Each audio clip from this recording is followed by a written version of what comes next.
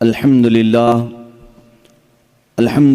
الحنان المنان الذي خلق الإنسان وعلمه البيان والصلاة والسلام على رسوله سيد الإنس والجان وعلى آله وأصحابه ذوي الخير والإحسان أما بعد فأعوذ بالله من الشيطان الرجيم بسم الله الرحمن الرحيم ياسين والقرآن الحكيم قال الله تعالى الحمد لله الذي أنزل على عبده الكتاب ولم يجعل له عوجا قيما وقال الله تعالى في مقام آخر إنا نحن نزلنا الذكر وإنا له لحافظون صدق الله مولانا العظيم وبلغنا رسوله النبي الأمين المتين المختار الكريم ونحن على ذلك لمن الشاهدين والشاكرين والحمد لله رب العالمين بارگاہ رسالت معاب صلی اللہ تعالیٰ علیہ وسلم میں درود پاک کا ہدیہ پیش کریں۔ اللہم صلی علی سیدنا و مولانا محمد معدن الجود والکرم وآلہ واصحابہ الکرام وابنہ الکریم وبارک وسلم صلاة دائمة سرمدا ابدا۔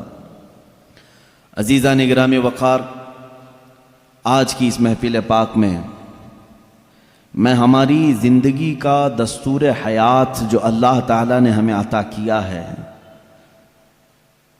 ایک لا بلکہ ایک پوری مکمل زندگی کا ضابطہ، جسے ہم قرآن عظیم کہتے ہیں، اسی مکمل ضابطۂ حیات اور اس دستور حیات والی کتاب کے متعلق کچھ باتیں عرض کرنے کی کوشش کروں گا۔ ظاہر سی بات ہے، دنیا میں جو بھی چیز ہے اس کے استعمال کے طریقے بنانے والا خود ہی بتاتا ہے۔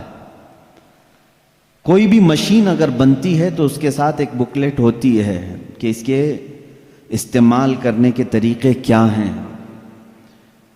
آپ کوئی بھی گاڑی خرید کر کے لائیں تو اس میں بھی لکھا جاتا ہے کہ اس کے فنکشنز کیا کیا ہیں، فیچرز کیا کیا ہیں۔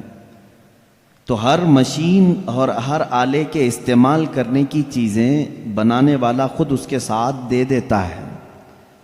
اسی طرح میرے عزیزو، تمام جہاں کے انسانوں کو پیدا کرنے والے خالق نے انسان کی پیدائش سے لے کر موت تک کیسے جینا چاہیے، کیسے رہنا چاہیے، اس کے لیے جو ضابطہ بنایا ہے وہ قرآن بنا کر نازل فرمایا ہے۔ ہماری زندگی کا مکمل دستور اس میں لکھا گیا ہے۔ یہ اور بات ہے کہ قرآن سے آج خود ہماری امت بہت پیچھے جا رہی ہے۔ یاد رکھنا ایک بات، اقبال نے کہا تھا، گر خواہی مسلمان زیستن نیست ممکن جز بقرآن زیستن۔ اگر تم چاہتے ہو کہ مسلمان ہو کر کے جیو تو یہ بات ممکن ہی نہیں ہے کہ قرآن چھوڑ کر کے جی سکو۔ قرآن کے بغیر تمہاری زندگی ہی نہیں ہے، تمہارا وجود ہی نہیں ہے۔ یوں سمجھ لیں کہ جتنا زندہ رہنے کے لیے ہوا پانی کھانے کی ضرورت ہے، اسی طرح تمہارے ایمان اور اسلام کے زندہ رہنے کے لیے قرآن اتنا ہی ضروری ہے۔ بنا قرآن کے تمہاری زندگی نہیں۔ قرآن ایک ضابطۂ حیات صرف مسلمانوں کے لیے نہیں، اگر لوگوں کی تعصب کی اینک نکل جائے تو میں کہتا ہوں یہ سارے جہاں کے انسانوں کے لیے ضابطۂ حیات ہے، پورے دنیا کے انسانوں کے لیے، چاہے وہ آج کسی بھی دین سے تعلق رکھتے ہوں، ان سب کے لیے قرآن ضابطۂ حیات ہے۔ قرآن بتاتا ہے جینے کے سلیقے کیا ہیں، کون سی چیز تمہارے جسم کو فائدہ پہنچا سکتی ہے، کون سی چیز نقصان پہنچا سکتی ہے۔ اب میں آپ کو بتاؤں، گاڑی کسی نے بنایا اور آ کر کے آپ مجھ سے سوال کر رہے ہیں اس گاڑی میں کیا ڈالوں، میں تو آپ سے یہی کہوں گا گاڑی بنانے والے سے پوچھو، وہ زیادہ بہتر جانتا ہے۔ عزیزان گرامی، آج یہی حال ہمارا ہے۔ ہمیں پوچھنا یہ چاہیے تھا کہ میرے جسم کا نظام کون سی غذاؤں سے بہتر چلے گا، اے مولا تو ہی بتا، اس لیے کہ تو نے مجھے بنایا ہے۔ اور اللہ سے پوچھنا ہو تو قرآن کھولنا ہوگا، اس مولا نے بہت پہلے ہی تمہیں سارے ضابطے بیان کر دیے. اب ایک بات یہ بھی سمجھ کر کے چلیں، بنانے والے نے جو تمہیں ٹرمز کنڈیشن اور جو رولز ریگولیشن بتائے ہیں اس کے خلاف استعمال کرو گے تو مشین کا کیا ہونا ہے وہ سب تمہیں معلوم ہے. جا کر کے کار خرید کر کے لائے اور اس کے ساتھ بکلیٹ بھی ملی تھی. انہوں نے کہا تھا کمپنی والوں نے یہ کار پیٹرول سے چلتی ہے. ہو سکتا ہے آپ کے پاس پیسے زیادہ تھے، آپ نے کہا نہیں میں گھی ڈال کے چلاؤں گا. آپ نے پیٹرول کی بجائے کہا کہ نہیں میں تو مٹی کا تیل ڈالوں گا یا میٹھا تیل ڈالوں گا، کھانے والے تیل ڈالوں گا. اس گاڑی کا حشر کیا ہونا ہے وہ آپ کو معلوم ہے. کیوں؟ اگرچہ آپ کے دماغ میں گھی اور مہنگا ہے لیکن وہ مشین کے لیے سوٹیبل نہیں ہے. اسی طرح اے مسلمانوں، اے مومنوں، اللہ تبارک و تعالیٰ نے تمہارے جسم کو بنایا ہے، ایک ایک رگ کو، ایک ایک بال کو اس نے پیدا کیا ہے. وہ بہتر جانتا ہے کہ تمہارے جسم کے لیے کون سی چیز سوٹیبل ہے. اس کے بتائے ہوئے تعلیمات کو چھوڑ کر کے اگر تم دنیا کی سنو گے تو ظاہر سی بات ہے یہ ایسی ہی ہے جیسے بنانے والے کو چھوڑ کر کے دوسرے سب کے پاس جا رہا ہے آدمی. آپ سب دنیا کے اصول جانتے ہیں، پیٹ درد ہو، سر درد ہو، پیر درد ہو، کہیں پر بھی کچھ ہو جسم، تو آپ کسی کسان کے پاس بھی نہیں جاتے، انجینئر کے پاس بھی نہیں جاتے. حالانکہ کسان کھیتی باڑی بہت جانتا ہے، اسے جا کر پیٹ درد کیوں نہیں بتاتے، اس سے کیوں نہیں کہتے کہ آپریشن کر دو؟ آپ کو معلوم ہے وہ پھوڑے سے آپریشن کرے گا. انجینئر کے پاس آپ نہیں جاتے اپنے جسمانی بیماریوں کو دکھانے کے لیے، اس لیے کہ آپ کو معلوم ہے امراض جسمانی سے جس کا تعلق ہے وہ ڈاکٹر ہوتا ہے، اسی سے پوچھنا چاہیے کیونکہ وہ ہمارے جسم پر ریسرچ کر چکا ہے.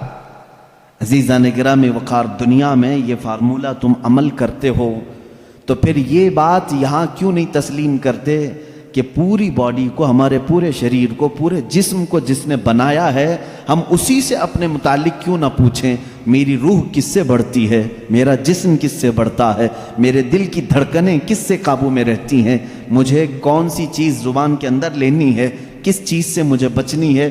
اسی لیے میرے عزیزو آج میں یہ کہنا چاہوں گا کہ جز بقرآن نیست ممکن زیستن، قرآن کو چھوڑ کر کے جینا بھی ممکن نہیں ہے، جینا بھی ممکن نہیں ہے ہمارے لیے. اس لیے کہ وہ خلاق کائنات نے پیدا کیا اور ساتھ میں تمہیں زندگی گزارنے کے اصول بھی بتا دی. میں قرآن کے سمندر میں جاؤں اگر اور آپ کو آج لے کر کے جاؤں تو شاید اس میں سے نکل بھی نہیں پائیں گے آپ. ایک ایسے سمندر کا نام ہے یہ جس میں جو جتنا غوطہ لگایا اتنی موتیاں لے کر کے آیا، اور اس کے عجائبات، اس کے اسرار، اس کے رموز کبھی ختم نہیں ہوں گے. میں جانتا ہوں اکثر میرے مجمع میں نوجوانوں کی کثرت ہوتی ہے اور تقریباً کالج کے بھی ہیں، پڑھے لکھے بھی ہیں. میں سب سے کہوں گا آج اپنا سارا علم سمیٹ کے بیٹھو، اور میں آج تم سے مخاطب ہوں، آپ سے مخاطب ہوں. میں سارے علوم پر آج انشاءاللہ ڈسکس کرنے کی کوشش کروں گا، سارے نہیں جتنے میرے بساط کے مطابق ہیں. میں آج پہلے آپ کو یہ بتا دوں کہ قرآن اسلام کی روشنی میں ہمارے نظریے کے اعتبار سے پہلے اس کی تھوڑی سی تاریخ. قرآن جو ہے یہ لفظ عربی ہے، بار بار پڑھی جانے والی چیز کو قرآن کہا جاتا ہے، اور دنیا میں ایسی کوئی کتاب ہی نہیں جس کو سب سے زیادہ قرآن کے علاوہ پڑھا جاتا، کوئی کتاب نہیں. اتنی زیادہ کثرت سے جس کی تلاوت ہوتی ہے دنیا میں ایسی کوئی کتاب ہے ہی نہیں، کوئی کتاب نہیں. احادیث رسول بھی نہیں، کیونکہ وہ تلاوت نہیں ہوتے، قرآن کی تلاوت ہوتی ہے. کروڑوں مسلمان ہیں اور بغیر قرآن کی تلاوت کیے کسی کی نماز بھی ممکن نہیں، کسی کی نماز بھی نہیں ہے.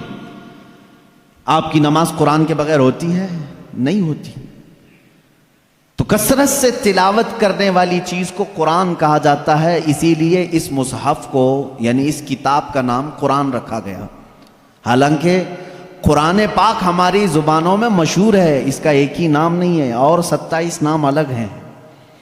قرآن پاک کو عربی میں الگ الگ ناموں سے ذکر کیا گیا ہے، بلکہ خود قرآن میں ہی اس کے کئی نام آئے.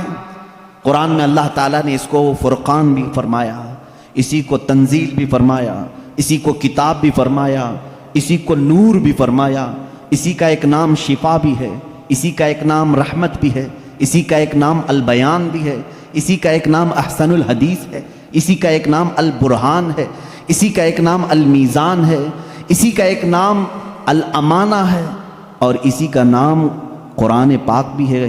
یہ تمام نام قرآن پاک کے خود قرآن میں استعمال ہوئے ہیں، اللہ نے خود قرآن پاک میں فرمایا ہے۔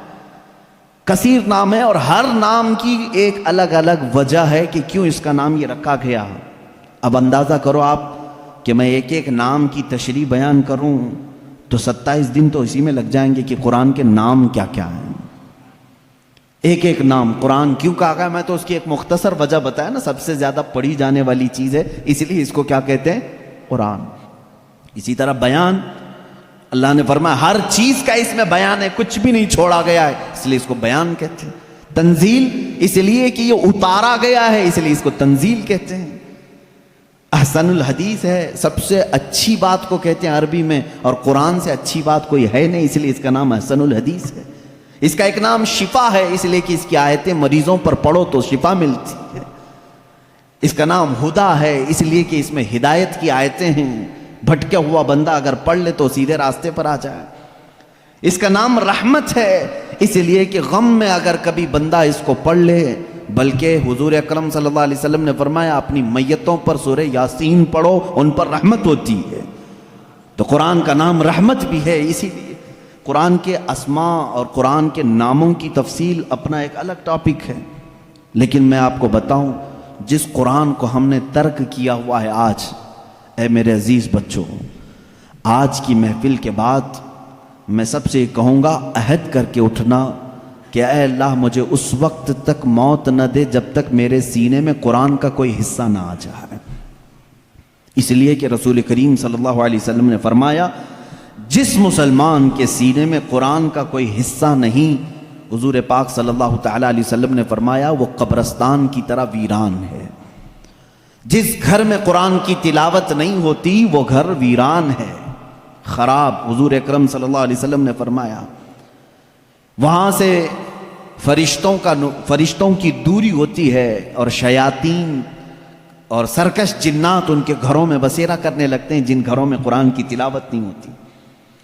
قرآن کا ایک حصے سے مراد چند آیتیں، چند سورتیں بھی اگر تمہیں یاد ہیں، انشاءاللہ العزیز آپ اس کی فضیلت کے ساتھ قیامت کے دن شفاعت کے مستحق بھی ہوں گے۔ قرآن کا تھوڑا حصہ بھی اگر تمہارے سینے میں موجود ہے، اس لیے کہ اللہ کے حبیب صلی اللہ تعالیٰ علیہ وسلم سے صحابہ اکرام نے فرمایا، عرض کیا آقا دنیا سے جانے کے وقت سب سے اچھی چیز کیا لے کر کے جائیں اس دنیا میں؟ حضور پاک صلی اللہ علیہ وسلم نے فرمایا رب تعالیٰ کے نزدیک وہ بندہ دنیا میں لانے والی چیزوں میں سب سے بہتر ہے جو قرآن اپنے ساتھ لایا ہو۔ قرآن اپنے ساتھ لایا ہو مطلب کیا ہے؟ قبر میں یہ لکھا ہوا قرآن رکھ دیا آپ نے اور یہ سوچا کہ ہماری میت قرآن لے کر جا رہی ہے۔ میاں قرآن یہ ورقی قرآن نہیں کہہ رہا ہوں میں، قرآن وہ نفس قرآن جو لوح محفوظ میں ہے اور تمہارے دلوں میں اترا ہوا ہے، اس قرآن کی بات کر رہا ہوں۔ وہ قرآن جس نے بھی اپنے سینے میں رکھا اور اللہ کی بارگاہ میں گیا، اس کی سفارش قرآن کی مردود نہیں ہوتی۔ رسول کریم صلی اللہ تعالیٰ علیہ وسلم فرماتے ہیں دو چیزیں تمہارے عمل میں سے، تمہارے عمل جتنے بھی ہیں دنیا میں، جیسے نماز، روزہ، حج، زکوٰۃ، خیرات، صدقات، یہ سب جو اعمال ہیں، ان سارے اعمال میں سے دو عمل ایسے ہیں حضور پاک صلی اللہ علیہ وسلم فرماتے ہیں وہ قیامت کے دن ان کو اللہ تعالیٰ شکل دے گا، انسانوں جیسی ایک شکل، اور وہ اپنے ساتھی کی سفارش کرنے کے لیے جھگڑا کریں گے۔ وہ آئیں گے سفارش کے لیے، پوچھا گیا وہ کون سی؟ کہا ایک روزہ رمضان، اللہ تعالیٰ اس کو شکل دے گا، اور دوسرا قرآن، اس کو بھی شکل دی جائے گی۔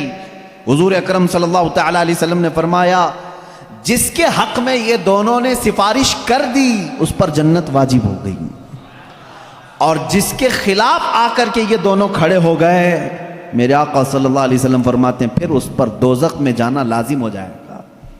اگر یہ دونوں آ کر کھڑے ہو گئے کسی کے خلاف، قرآن اور رمضان۔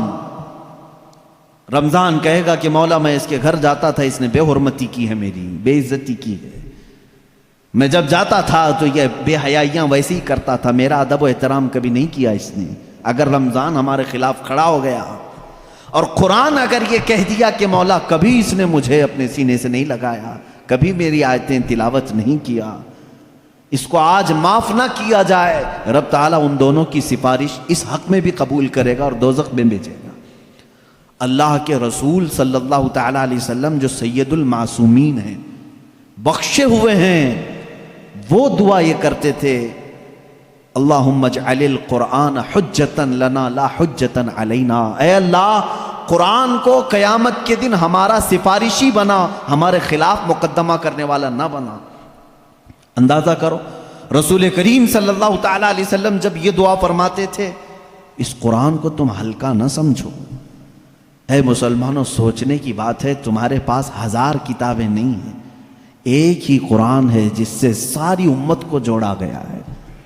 اور حد تو یہ بھی ہے، اسلام میں اسلام کے نام پر 70 سے زیادہ فرقے بنے، بہت فرقے بنے، ہر صدی میں کچھ نہ کچھ فرقے جنم لیتے رہے اور مرتے بھی رہے، آج بھی ہیں 70 سے زیادہ فرقے پائے جاتے ہیں، بلکہ خود شیعوں میں 70 فرقے ہیں، خوارج میں الگ فرقے ہیں، ان کے علاوہ اور دوسرے فرقے جیسے قادیانی ہیں، بدعقیدہ ہیں، جو اسلام کی کچھ نہ کچھ بنیادی چیزوں سے انحراف کرتے ہیں۔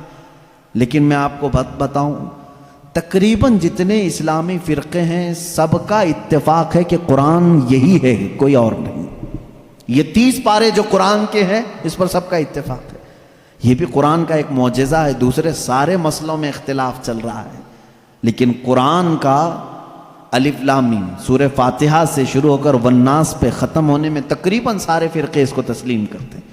شیعوں کا ہمارا اختلاف ہے، اہل حدیث سے اختلاف ہے، دیوبندیوں سے اختلاف ہے، رافضیوں سے اختلاف ہے، قادیانیوں سے اختلاف ہے، لیکن جا کر کے سارے مکاتب فکر میں آپ دیکھیں سب کے ہاں یہی قرآن پڑھا جاتا ہے، یہی قرآن ہے۔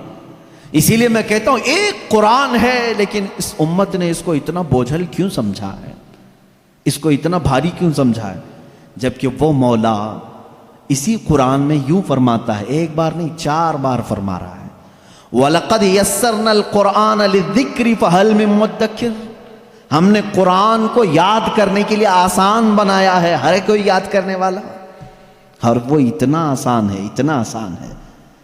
میں نے خود دیکھا ہے کہ وہ بچے جن کو ابھی سوجھ بوجھ بھی نہیں آتی، سمجھ بوجھ بھی نہیں آتی، وہ بھی جب قرآن یاد کرنے لگ جاتے ہیں تو ان کے سینوں میں قرآن اتر جاتا ہے۔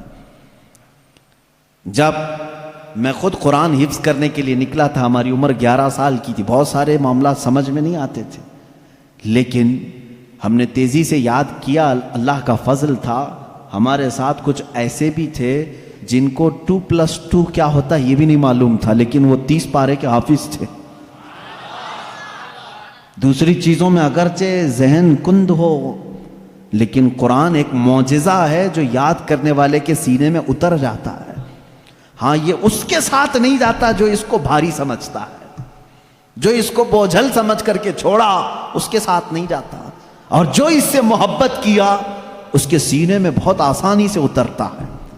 میں نے تو محسوس کیا ہے، ہمارے ساتھ ایسا بھی ہوتا رہا ہے، استاد بیٹھے ہوئے ہیں سنتے رہتے تھے، ایک دن کا اتفاق ایسا ہوا کہ خبر یہ لگی کہ کل شاید استاد آنے والے نہیں ہیں، موج مستی کرتے ہیں سارے، کل کا تو سبق چھٹی ہے، کچھ یاد نہیں، کیونکہ پہلے ہی معلوم ہو گیا استاد نہیں آنے والے ہیں، اور صبح 8 بجے سے کلاس چلتی تھی، 9 بجے تک نہیں آئے تو پکا ہو گیا کہ آئیں گی، کلاس بند کر کے نکلنے ہی والے تھے کہ استاد سامنے نظر آ گئے۔ سب کو کہا بیٹھو، میری کوئی چھٹی نہیں ہے، میں تاخیر ہو گیا تھا، بس مؤخر ہو گیا تھا۔ اب سبق سنانے کے لیے جس کو بھی بلایا جائے، ظاہر سی بات ہے جو سختیاں ہوتی تھیں کہاں سے، رات کو یاد نہیں کیے، صبح یاد نہیں کیے، سامنے اچانک سننے کے لیے۔ ایسے عالم میں میرا خود کا تجربہ بھی ہے، کئی ہمارے ساتھیوں کا بھی تجربہ ہے، قرآن پر ہاتھ رکھا، دل سے کہا اللہ کا کلام ہے، اتر جا جلدی سے، بس اور کچھ نہیں۔ شاید 10 منٹ لگے ہوں، 15 منٹ لگے ہوں، قرآن کے 2 صفحے یاد ہو جاتے تھے۔ جتنی جلدی پانی ہضم نہیں ہوتا اس سے جلدی قرآن یاد ہوتا تھا۔ کر کے تو دیکھا ہوتا آپ نے، کر کے تو دیکھا ہوتا۔ شروع میں شیطان بہت ورغلاتا ہے، بہت بہکاتا ہے، یاد کرنے نہیں دیتا اور بھگاتا ہے، لیکن جو جم گیا تو پھر قرآن ہی اس کا مددگار بھی ہوتا ہے، قرآن اس کا مددگار ہوتا ہے۔ اب میں چند حدیثیں آپ کو بتاؤں کہ قرآن کہاں تک تمہاری دوستی نبھاتا ہے۔ پہلی بات، کچھ لوگ ڈر کر کے چھوڑے ہوئے، ہم تو پڑھ ہی نہیں پاتے تھے، اس پر بھی میں آج ایک حدیث پڑھا، حضرت عائشہ صدیقہ رضی اللہ تعالیٰ عنہا سے مروی ہے، فرماتی ہیں رسول کریم صلی اللہ تعالیٰ علیہ وسلم نے فرمایا الماہر فی القرآن، جو قرآن کا ماہر ہے، یعنی اچھی تجوید میں تلاوت کرتا ہے اور اس کے معنی بھی سمجھتا ہے، سب سمجھتا ہے، حضور اکرم صلی اللہ علیہ وسلم نے فرمایا قیامت کے دن وہ معزز محترم فرشتوں اور انبیاء کے ساتھ ہوگا۔ جو ماہر ہے قرآن میں، جو قرآن اچھے سے تلاوت کرتا ہے، یہاں تک تو بات ٹھیک ہے۔ آگے میرے آقا صلی اللہ علیہ وسلم فرماتے ہیں والذی یقرأ القرآن یتتعتع فیہ وعلیہ شاق فلہ اجران او کما قال رسول اللہ صلی اللہ علیہ وسلم۔ میرے آقا فرماتے ہیں اور وہ بندہ جو اٹک اٹک کے پڑھتا ہے، اس کے لیے زبان پھسل جاتی ہے، یہ صاف ہے الفاظ حدیث میں، جو اٹک اٹک کے پڑھتا ہے زبان پھسل جاتی ہے، یا ذہن موٹا ہے، زبان موٹی ہے، جلدی سمجھ میں نہیں آتا، ادھر ادھر ہجے کر کے پڑھتا ہے، میرے آقا صلی اللہ علیہ وسلم نے فرمایا اس کو ڈبل اجر ہے، فَلَهُ أَجْرَانِ، اس کو دگنا اجر ہے۔ تو کیوں چھوڑ دیا تھا اس قرآن کو؟ یہی سوچ کر کہ پتہ نہیں کہاں غلطی ہو جائے۔ تم لگے رہتے ہیں، ایک دن وہ آ جاتا جب ہماری زبانوں کی لکنت کو بھی یہ صحیح کر دیتا۔ قرآن پاک علاج بھی ہے، شفا بھی ہے، دوا بھی ہے، رزق بھی ہے، رحمت بھی ہے۔ عزیزان گرامی، میرے آقا صلی اللہ تعالیٰ علیہ وسلم نے فرمایا، احادیث کے چند جملے میں آپ کے سامنے رکھ دوں۔ رسول پاک صلی اللہ تعالیٰ علیہ وسلم فرماتے ہیں کہ جو قرآن گھر میں تلاوت کرتا ہے اس کے لیے ایک فرشتہ ہے جس کا نام سکینہ ہے۔ حضرت اسید بن حضیر رضی اللہ تعالیٰ عنہ ایک صحابی ہیں، وہ رات میں تلاوت کر رہے تھے، اچانک بادل کا ایک ٹکڑا نیچے آ گیا۔ بادل کا ٹکڑا کبھی نیچے آپ نے دیکھا نہیں ہوگا، اس میں کیا ہوتا ہے معلوم ہے؟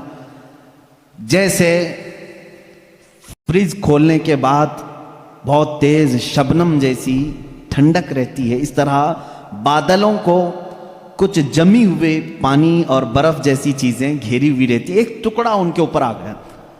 حضرت اسید ڈر گئے، ان کا گھوڑا ہنہنانے لگا، تیزی سے اچھل کود کرنے لگا، اور وہ قرآن پڑھ رہے تھے اس وقت، اور انہوں نے قرآن چھوڑ دیا، اور صبح حضور اکرم صلی اللہ علیہ وسلم کے دربار میں آئے، کہا یا رسول اللہ صلی اللہ علیہ وسلم مجھے ڈر لگ رہا ہے، رات کو میں چھت پر بیٹھ کر قرآن پڑھ رہا تھا، صرف میری بیوی ہے اور میرے گھر میں ایک گھوڑا ہے، مجھے ڈر یہ لگا کہ آسمان سے کچھ برس جائے گا اور میں ہلاک ہو جاؤں گا۔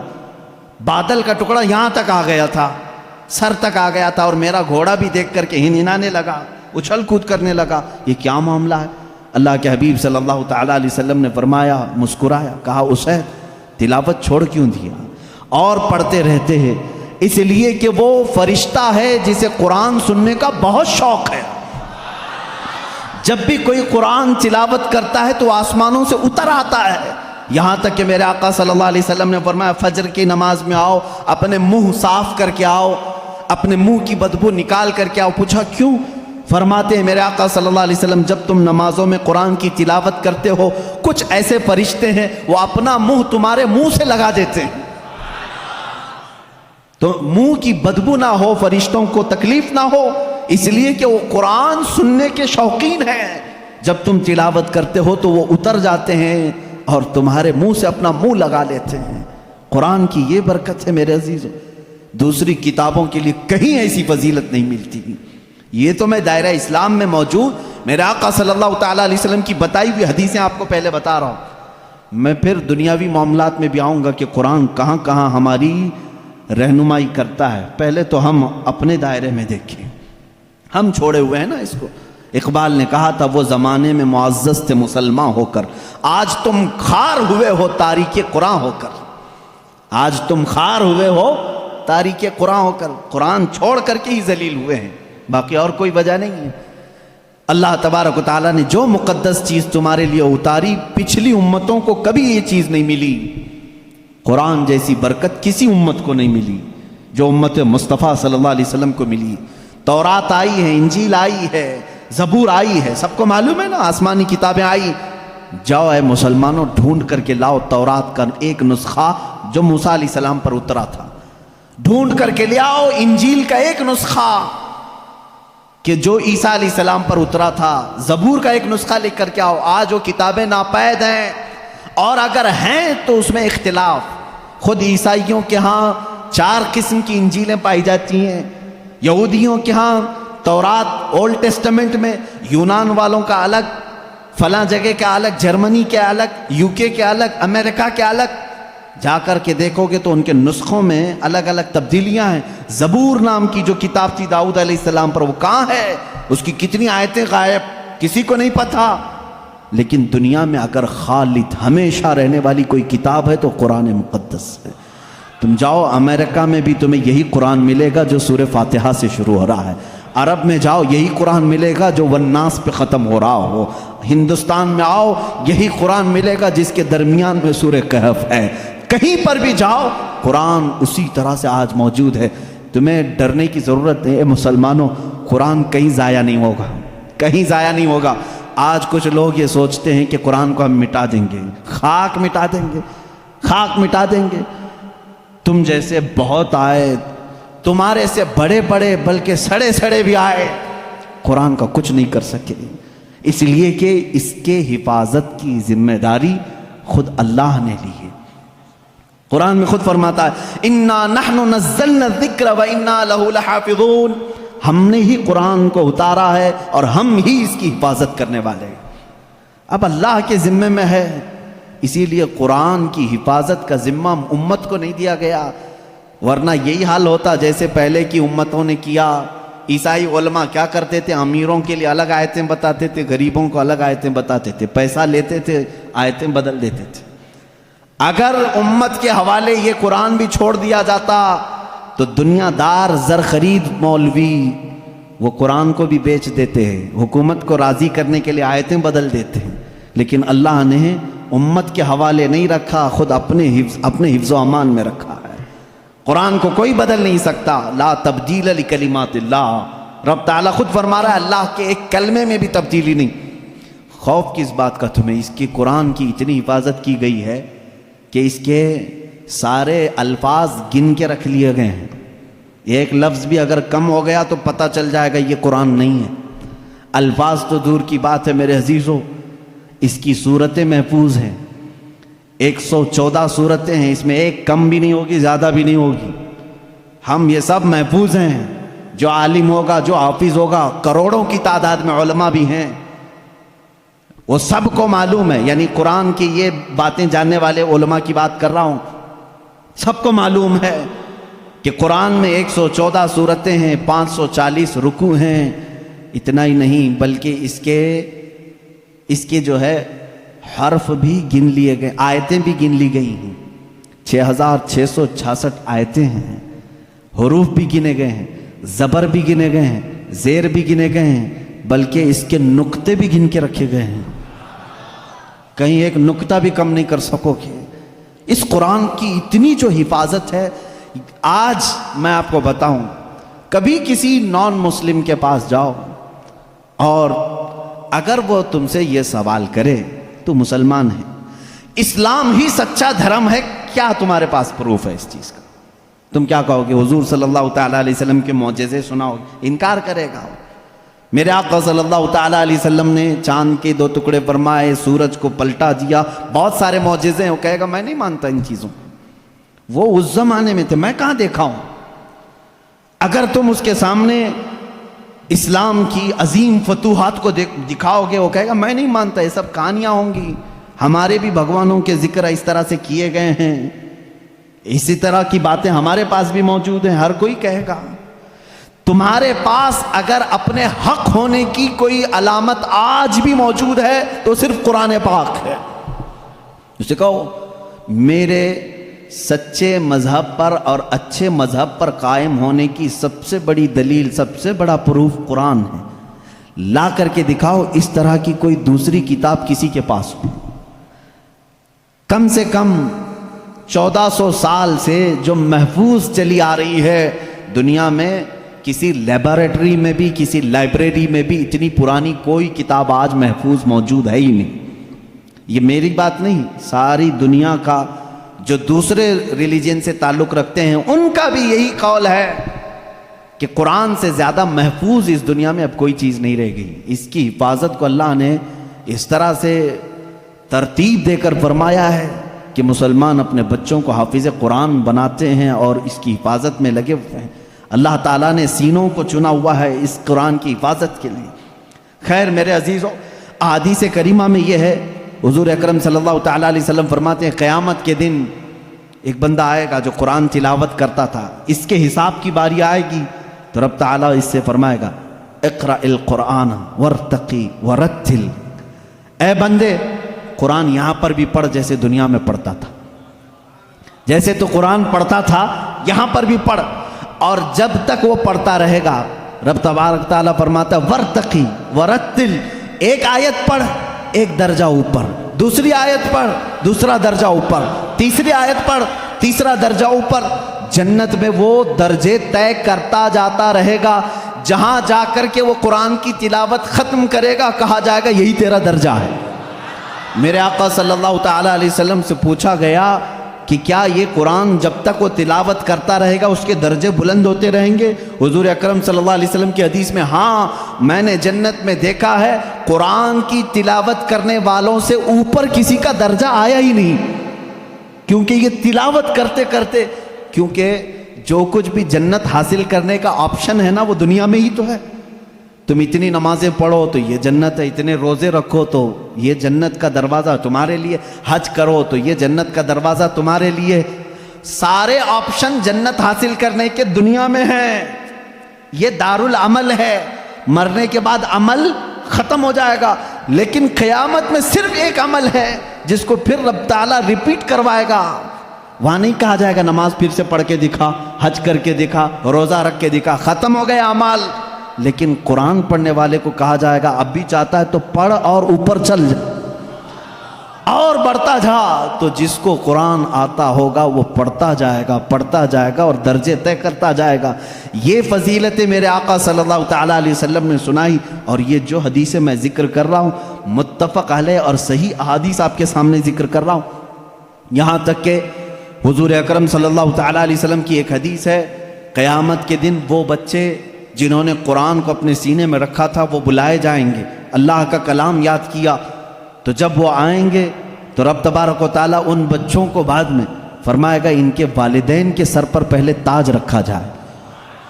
البس والداہ تاجن یوم القیامتی، رسول کریم صلی اللہ علیہ وسلم فرماتے ہیں قیامت کے دن ایسا تاج پہنایا جائے گا جس سے سورج کی روشنی بھی پھیکی پڑے۔ اہل محشر پوچھیں گے یہ کیا نبی ہیں، یہ صدیق ہیں، یہ کون ہیں؟ تو فرشتے کہیں گے نہ یہ نبی ہیں، نہ صدیق ہیں، نہ شہداء ہیں، بلکہ صرف ایک حافظ قرآن کے ماں باپ ہیں، صرف ایک حافظ قرآن کے ماں باپ ہیں۔ جب ماں باپ کو تاج پہنایا جا رہا ہے تو جس کے سینے میں قرآن تھا اس کو کیا کیا جائے گا؟ رب تعالیٰ اس کے لیے فرماتا ہے، میرے آقا صلی اللہ علیہ وسلم نے فرمایا اس حافظ قرآن کو بلایا جائے گا اور اس سے کہا جائے گا ایسے 10 لوگ تیرے خاندان کے جن پر دوزخ میں جانا واجب ہو گیا، ان کا ہاتھ پکڑ، صرف اس کی برکت سے میں ان کی جہنم کی سزا کو معاف کر کے تیرے ساتھ جنت عطا کروں گا۔ اس کی سفارش قبول کی جائے گی۔ لیکن یاد رکھیں میرے عزیزو، حافظ قرآن قرآن کی آیات پر عمل کرتا ہو، اس کا ادب بھی کریں، احترام بھی کریں۔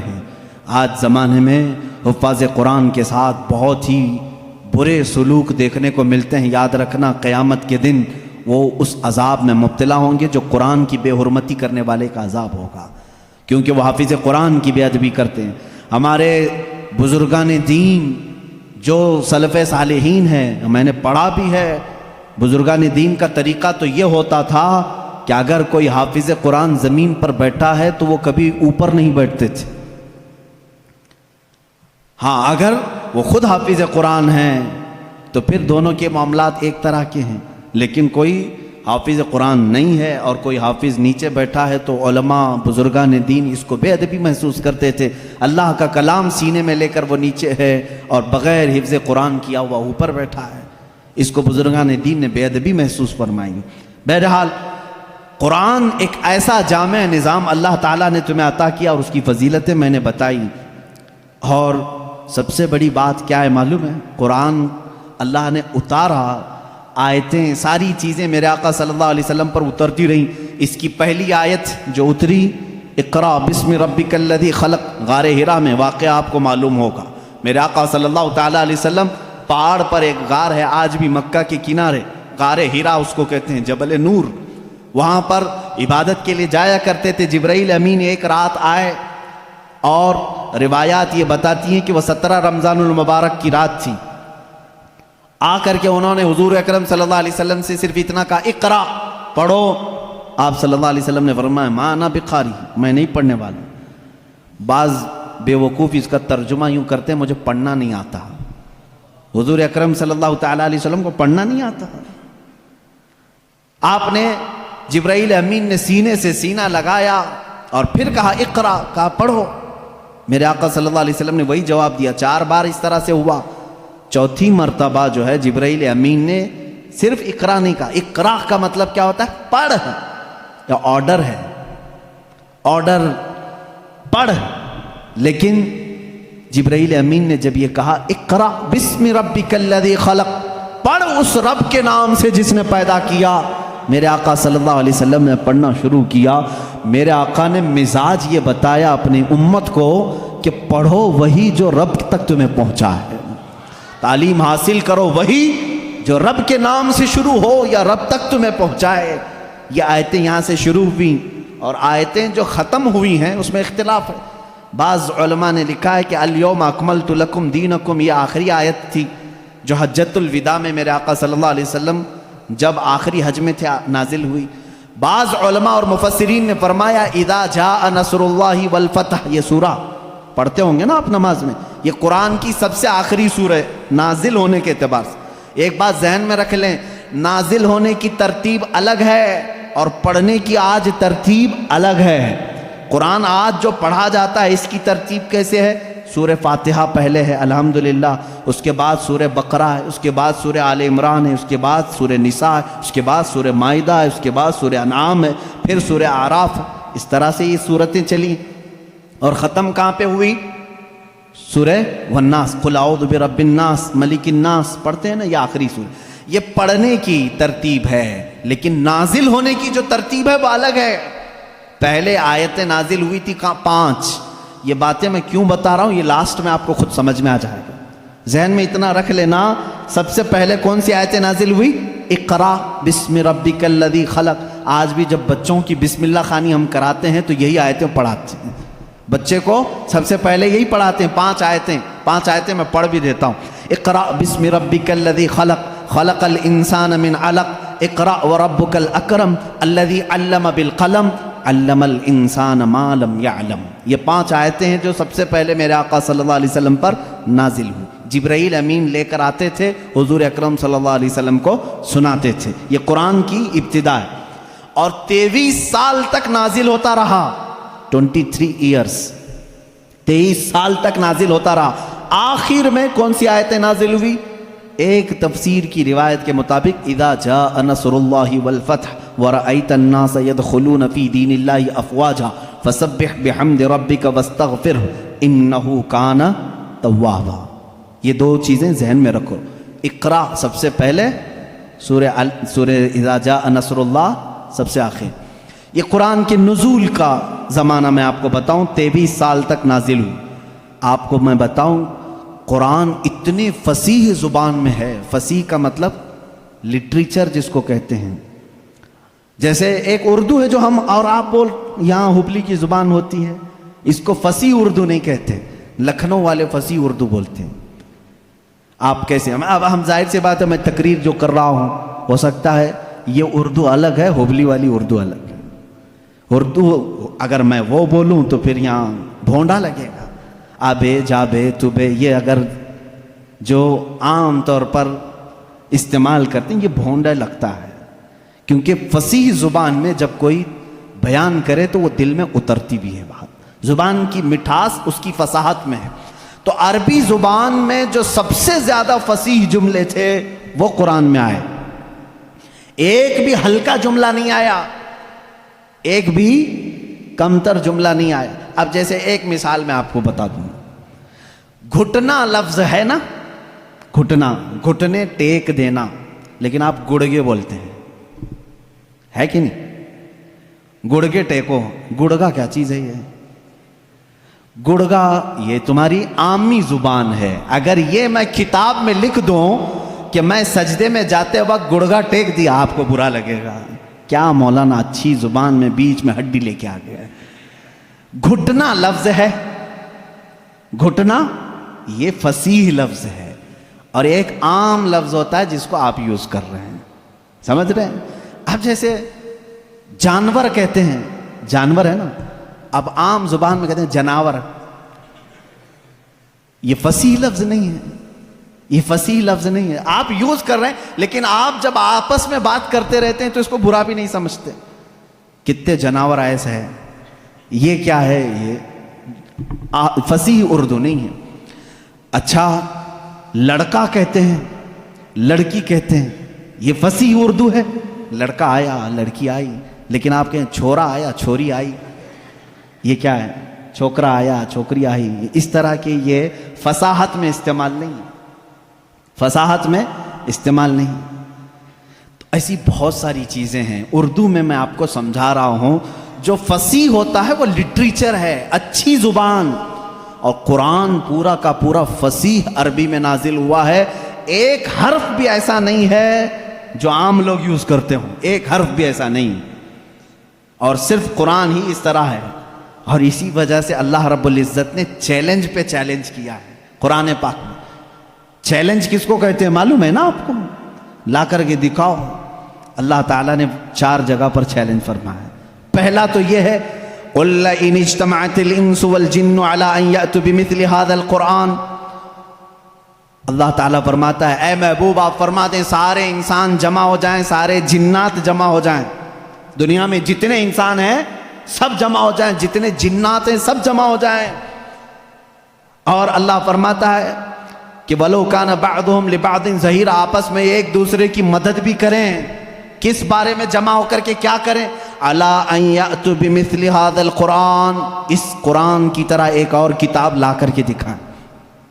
یہ پہلا چیلنج تھا، عرب والوں کو چیلنج تھا، جو عرب والے عربی جانتے تھے، اگر یہاں والوں کو بولے ہوتے پتہ نہیں کیا ہوتا، دوسری زبان ہی نہیں ہے تمہاری۔ عرب والے جو عربی میں ماہر تھے ان کو ہی چیلنج ہے کہ یہ عربی میں قرآن اترا، اس طرح کا ایک قرآن لا کر کے دکھاؤ۔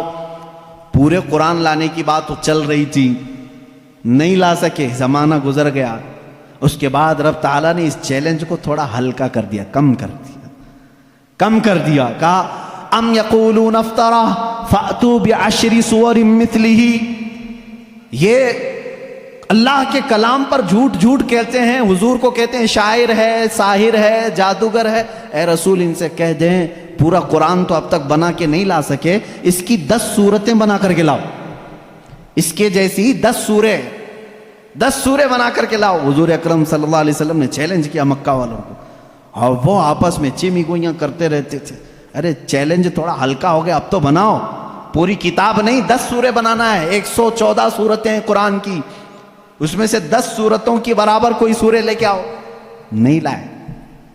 پھر اس کے بعد اللہ تبارک و تعالیٰ نے تیسری مرتبہ جا کر کے اور چیلنج کو کم کر دیا، وَإِن كُنتُمْ فِي رَيْبٍ مِّمَّا نَزَّلْنَا عَلَىٰ عَبْدِنَا فَأْتُوا بِسُورَةٍ مِّثْلِهِ، اگر تم کو شک لگتا ہے جو کچھ بھی ہم نے اپنے بندے پر اتارا ہے تو لاؤ اس قرآن کی طرح ایک ہی سورے، کتنی؟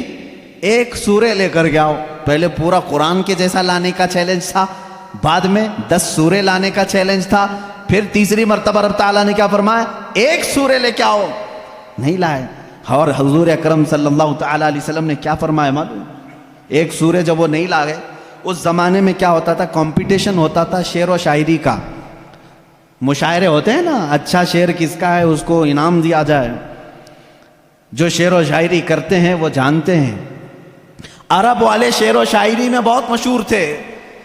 سال میں ایک مرتبہ مکہ میں حج کے موقع پر سب بڑے بڑے شاعر جمع ہوتے تھے، اپنے شعر سناتے تھے، اور جس کا شعر سب سے اچھا ہوتا تھا اس کے شعر کو کعبے کے دروازے پر لٹکایا جاتا تھا، اور اس کی فضیلت تھی سال بھر تک وہ شعر نکالے نہیں جاتے تھے، بلکہ اگلے سال اس سے بھی بہتر کوئی لاتا تو وہ نکالتے پھر اس کا لٹکاتے تھے۔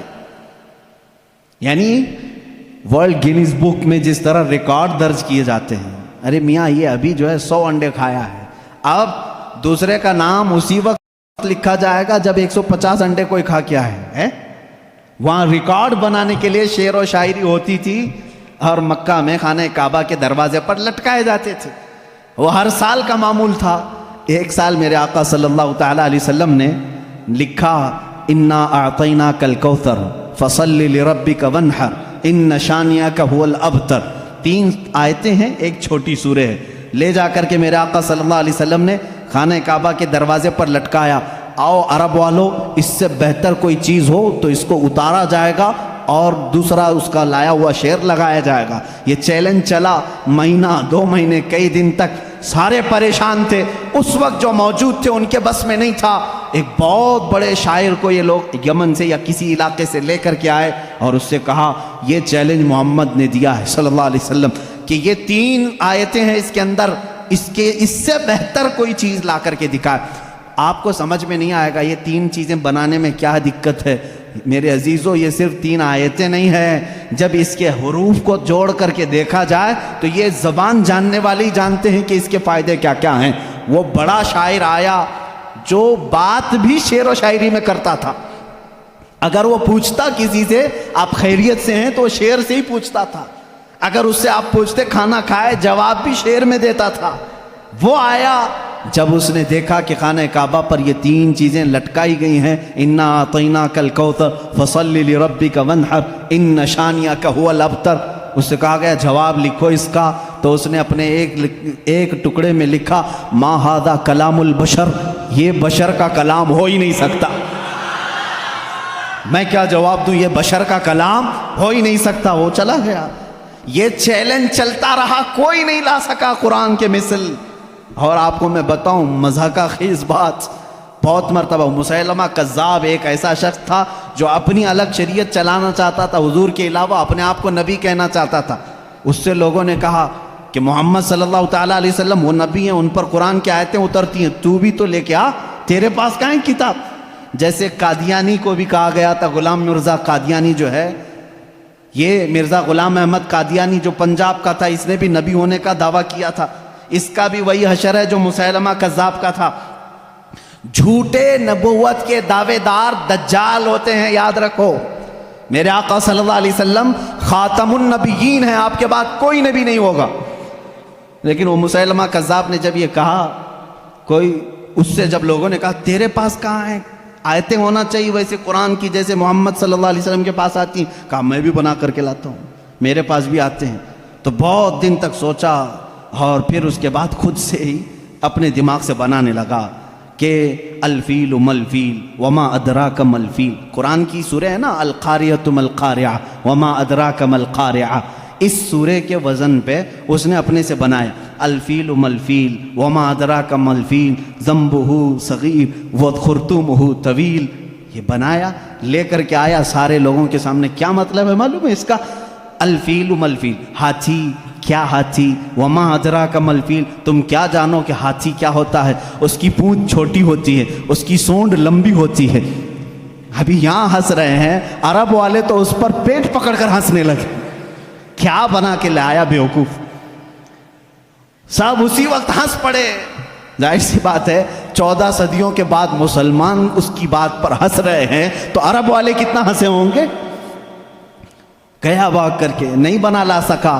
اب اس کے بعد عرب مکہ والے بڑے بڑے جو مالدار تھے وہ لوگ جمع ہوئے اور کہا جو بھی عرب کے بڑے بڑے شاعر ہیں ان کو لاؤ، پیسے دو اور بناؤ کچھ بھی، ہمارے لیے جینا دشوار کر کے رکھی ہیں یہ آیتیں، یہ چیلنج پہ چیلنج دے رہے ہیں اور ہم بنا کر کے لا نہیں پا رہے ہیں۔ پورے شاعروں کو جمع کی، ان کو بڑے بڑے نذرانے دی، کتنا چاہیے پیسہ سب لو، جاؤ اس کے برابر بنا کے لاؤ۔ وہ سب گئے شاعر، اور گئے کھا پی کر کے موٹے ہوئے، اگلے سال آئے کچھ بھی نہیں لے کے آئے۔ سال بھر ہو گیا، پورے سیٹوں نے پھر کہا لائے نہیں، کہا نہیں بن ہی نہیں پایا، تھوڑے اور پیسے دے دو اگلے سال بنا کے لائیں گے۔ پھر پیسے ان کے اکاؤنٹ میں جمع ہوئے ہوں گے اس زمانے میں، جو بھی اکاؤنٹ رہا ہو، پھر دیے، جیسے آج شاعروں کو پہلے اکاؤنٹ میں ڈالنا پڑتا ہے، اس لیے میں لفظ اکاؤنٹ کا ذکر کر رہا ہوں۔ ان کو اور پیسے دیے، پھر پیسے لیے اور گئے، جا کر کے دوسرے سال، اب ظاہر سی بات ہے اب تو مار کھاتے ہیں، نہیں لاتے پیسے، پچھلے سال کے بھی بقایا تھے، اس سال بھی تھے۔ اس سال وہ آئے اور کہنے لگے کہ ویسا بن تو نہیں پایا، قرآن کے جیسی کوئی سورہ بنی تو نہیں، ہاں البتہ کچھ عیب ملے ہم کو قرآن میں جو فصیح نہیں ہے۔ فصیح ابھی میں نے بتایا نا، فصیح کس کو کہتے ہیں؟ جو ہائی لیول کی زبان ہے، اور اگر عام لوگ یوز کرتے ہیں اس چیز کو تو اس کو کہتے ہیں یہ فصیح نہیں ہے، یہ عام لفظ ہے۔ جیسے میں نے اردو میں بتایا گڑگا، یہ عام لفظ ہے۔ انہوں نے کہا 4 لفظ ہم کو ایسے ملے ہیں جو عربی گرامر کے حساب سے فٹ نہیں بیٹھتے، عربی گرامر میں ایسا یوز نہیں ہوتا۔ انگلش کے گرامر توڑ کر کے اگر بولو گے تو انگریز ہنسیں گے، ہمارے گرامر توڑ کر کے بولو گے ارے لڑکی بہت اچھا تھا، آپ ہنسیں گے، یہ گرامر میں نہیں بیٹھتا ہے نا۔ اسی طرح ان شاعروں نے کہا 4 لفظ قرآن میں ایسے ملے ہیں جو گرامر سے ہٹے ہوئے ہیں۔ کہا چلو یہ بھی بڑی بات ہے، یہ بھی بڑی بات ہے، تم بنا کر کے نہیں لائے لیکن قرآن کے کچھ ایسی چیزیں ڈھونڈ کے تو لائے ہو جو قرآن میں عیب ہے۔ کہا جلدی بتاؤ کیا ہے؟ کہا 4 چیزیں ہیں۔ توجہ چاہتا ہوں میرے عزیز، یہ ذہن میں رکھنا، حضوا ایک لفظ آیا ہے، ان جاہلوں نے کہا، وہ شاعروں نے، بڑے بڑے شاعر تھے، حضوا نہیں یوز کرتے عربی میں، استہزاء، یعنی مذاق کے لفظ کو کیا کہتے ہیں عربی میں؟ استہزاء، لیکن قرآن میں حضوا یوز ہوا، تو انہوں نے کہا حضوا یہ عام لفظ ہے، یہ ایسا نہیں یوز ہونا چاہیے تھا۔ کہا دوسرا کیا ہے جلدی بتاؤ؟ کہا کبیر بڑے کو کہتے ہیں لیکن قرآن نے اس کو کبار کہا ہے۔ کبار کون یوز کرتا ہے؟ ان شاعروں نے کہا کبار یہ گرا ہوا لفظ ہے، کبیر یوز کرتے ہیں، اچھے لوگ جو ہیں وہ کبیر یوز کرتے ہیں، کبار نہیں۔ 2 لفظ ہوئے، حضوا، کبار۔ پھر تیسرا لفظ انہوں نے کہا لشیئن آتا ہے، لشیئن یہ گرامر کے حساب سے فٹ بیٹھتا ہے، لیکن قرآن نے لشیئن کہا پیش کے ساتھ، یہ بھی گرا ہوا۔ پھر کہا اچھا اور کیا ملا؟ کہا عجیب ہوتا ہے، جیسے کوئی بھی عجیب چیز کو دیکھتے ہیں عربی میں بھی اس کو عجیب کہتے ہیں، عجیب، لیکن قرآن نے اس کو عجاب کہا ہے۔ عجاب یہ گرا ہوا لفظ ہے، عجاب کہاں آتا؟ یوز نہیں ہوتا عرب میں۔ تو یہ سیٹ لوگ بڑے خوش ہو گئے، چلو کچھ تو کمیاں ڈھونڈ کے لائے ہیں 2 سال کی محنت کے بعد، چلو محمد صلی اللہ علیہ وسلم کے پاس آئے، کہا ہے محمد صلی اللہ علیہ وسلم آپ کے چیلنج کو ہم نے ایکسیپٹ کیا، صورتیں تو نہیں لائے لیکن تمہارے قرآن میں 4 ایسی باتیں ہیں جو فصیح نہیں ہیں، عام ہیں، گرامر سے گری ہوئی ہیں۔ حضور صلی اللہ تعالیٰ علیہ وسلم نے پوچھا بھی نہیں کیا ہے کیا نہیں، کہا میں تم سے بات نہیں کروں گا، تم سے بات نہیں کروں گا، تم اور میں ہوں نا، ہمارے دونوں کے بیچ میں کوئی ایک بڑا فیصلہ کرنے والا ہونا چاہیے۔ کون طے کرے گا؟ کون طے کرے گا کہ یہ عربی گرامر کے حساب سے فٹ بیٹھتے ہیں کہ نہیں بیٹھتے ہیں، فصیح ہے کہ غیر فصیح ہے؟ تو حضور صلی اللہ تعالیٰ علیہ وسلم نے یہ فیصلہ بھی ان کے ہی حوالے کر دیا، جاؤ تم ہی ڈھونڈ کے لاؤ کوئی ایسا بڑا آدمی جو میرے اور تمہارے درمیان فیصلہ کرے گا۔ تو انہوں نے کہا ٹھیک ہے ڈھونڈتے ہیں۔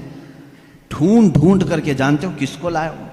ایک 97 برس کا بڈھا تھا، 97 ایئرز کا، وہ اپنی لینگویج کو اتنی محفوظ رکھتا تھا کہ شہر کی لینگویج مکس نہ ہو جائے، اس کے لیے وہ پہاڑوں پہ رہتا تھا، اس کو اپنی لینگویج پر فخر تھا، اس سے زیادہ عرب میں کوئی فصیح آدمی نہیں تھا۔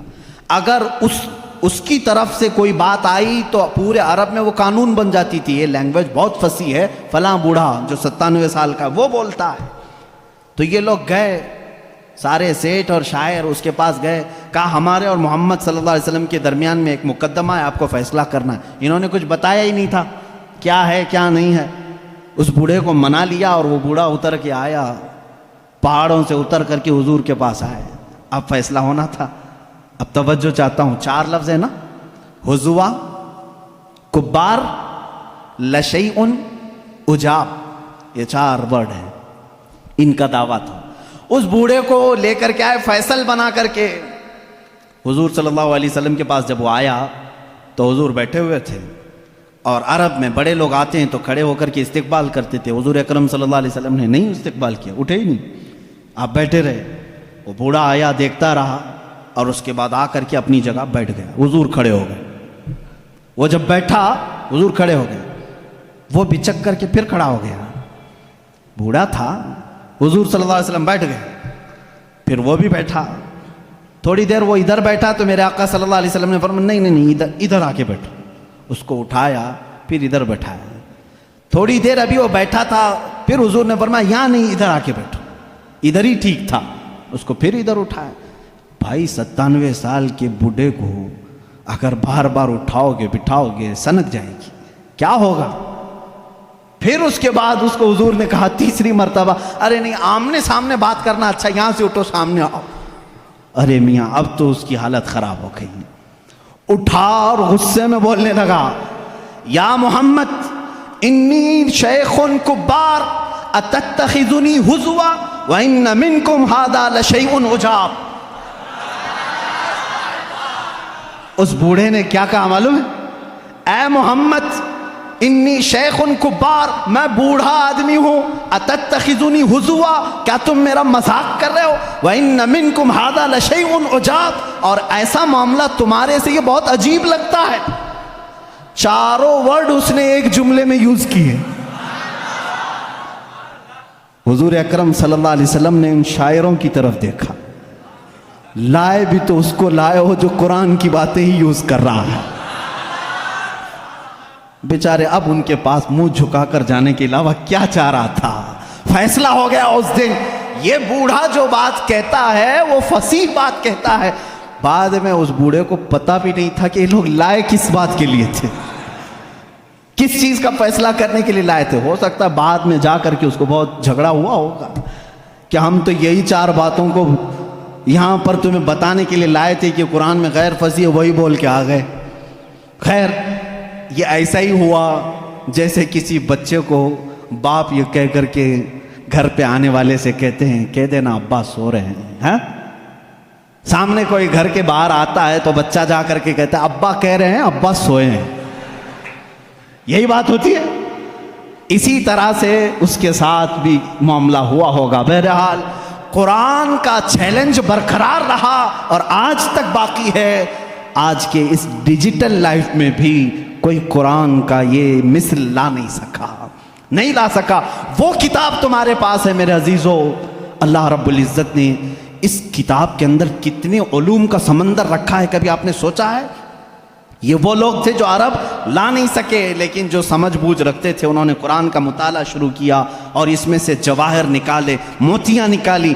अब मुख्तसर मैं जिक्र करता चला जाऊंगा। सारे उलूम कुरान में हैं। मैं उसको कॉलेज के जो स्टूडेंट्स हैं या जो प्रोफेसर्स हैं या जो लेक्चरर हैं या जो डॉक्टर्स हैं, इंजीनियर हैं, जो भी हैं, वो आज मेरी इस तकरीर के मुखातब हैं। सुनो, कुरान पाक में वो उलूम जिसकी इजाद आज के ज़माने में कही जाती हो, मैं 14 सदियों पहले की इन आयात में तुम्हें साफ वाज़ेह बता सकता हूँ कि कौन कौन से उलूम कुरान में आए हैं।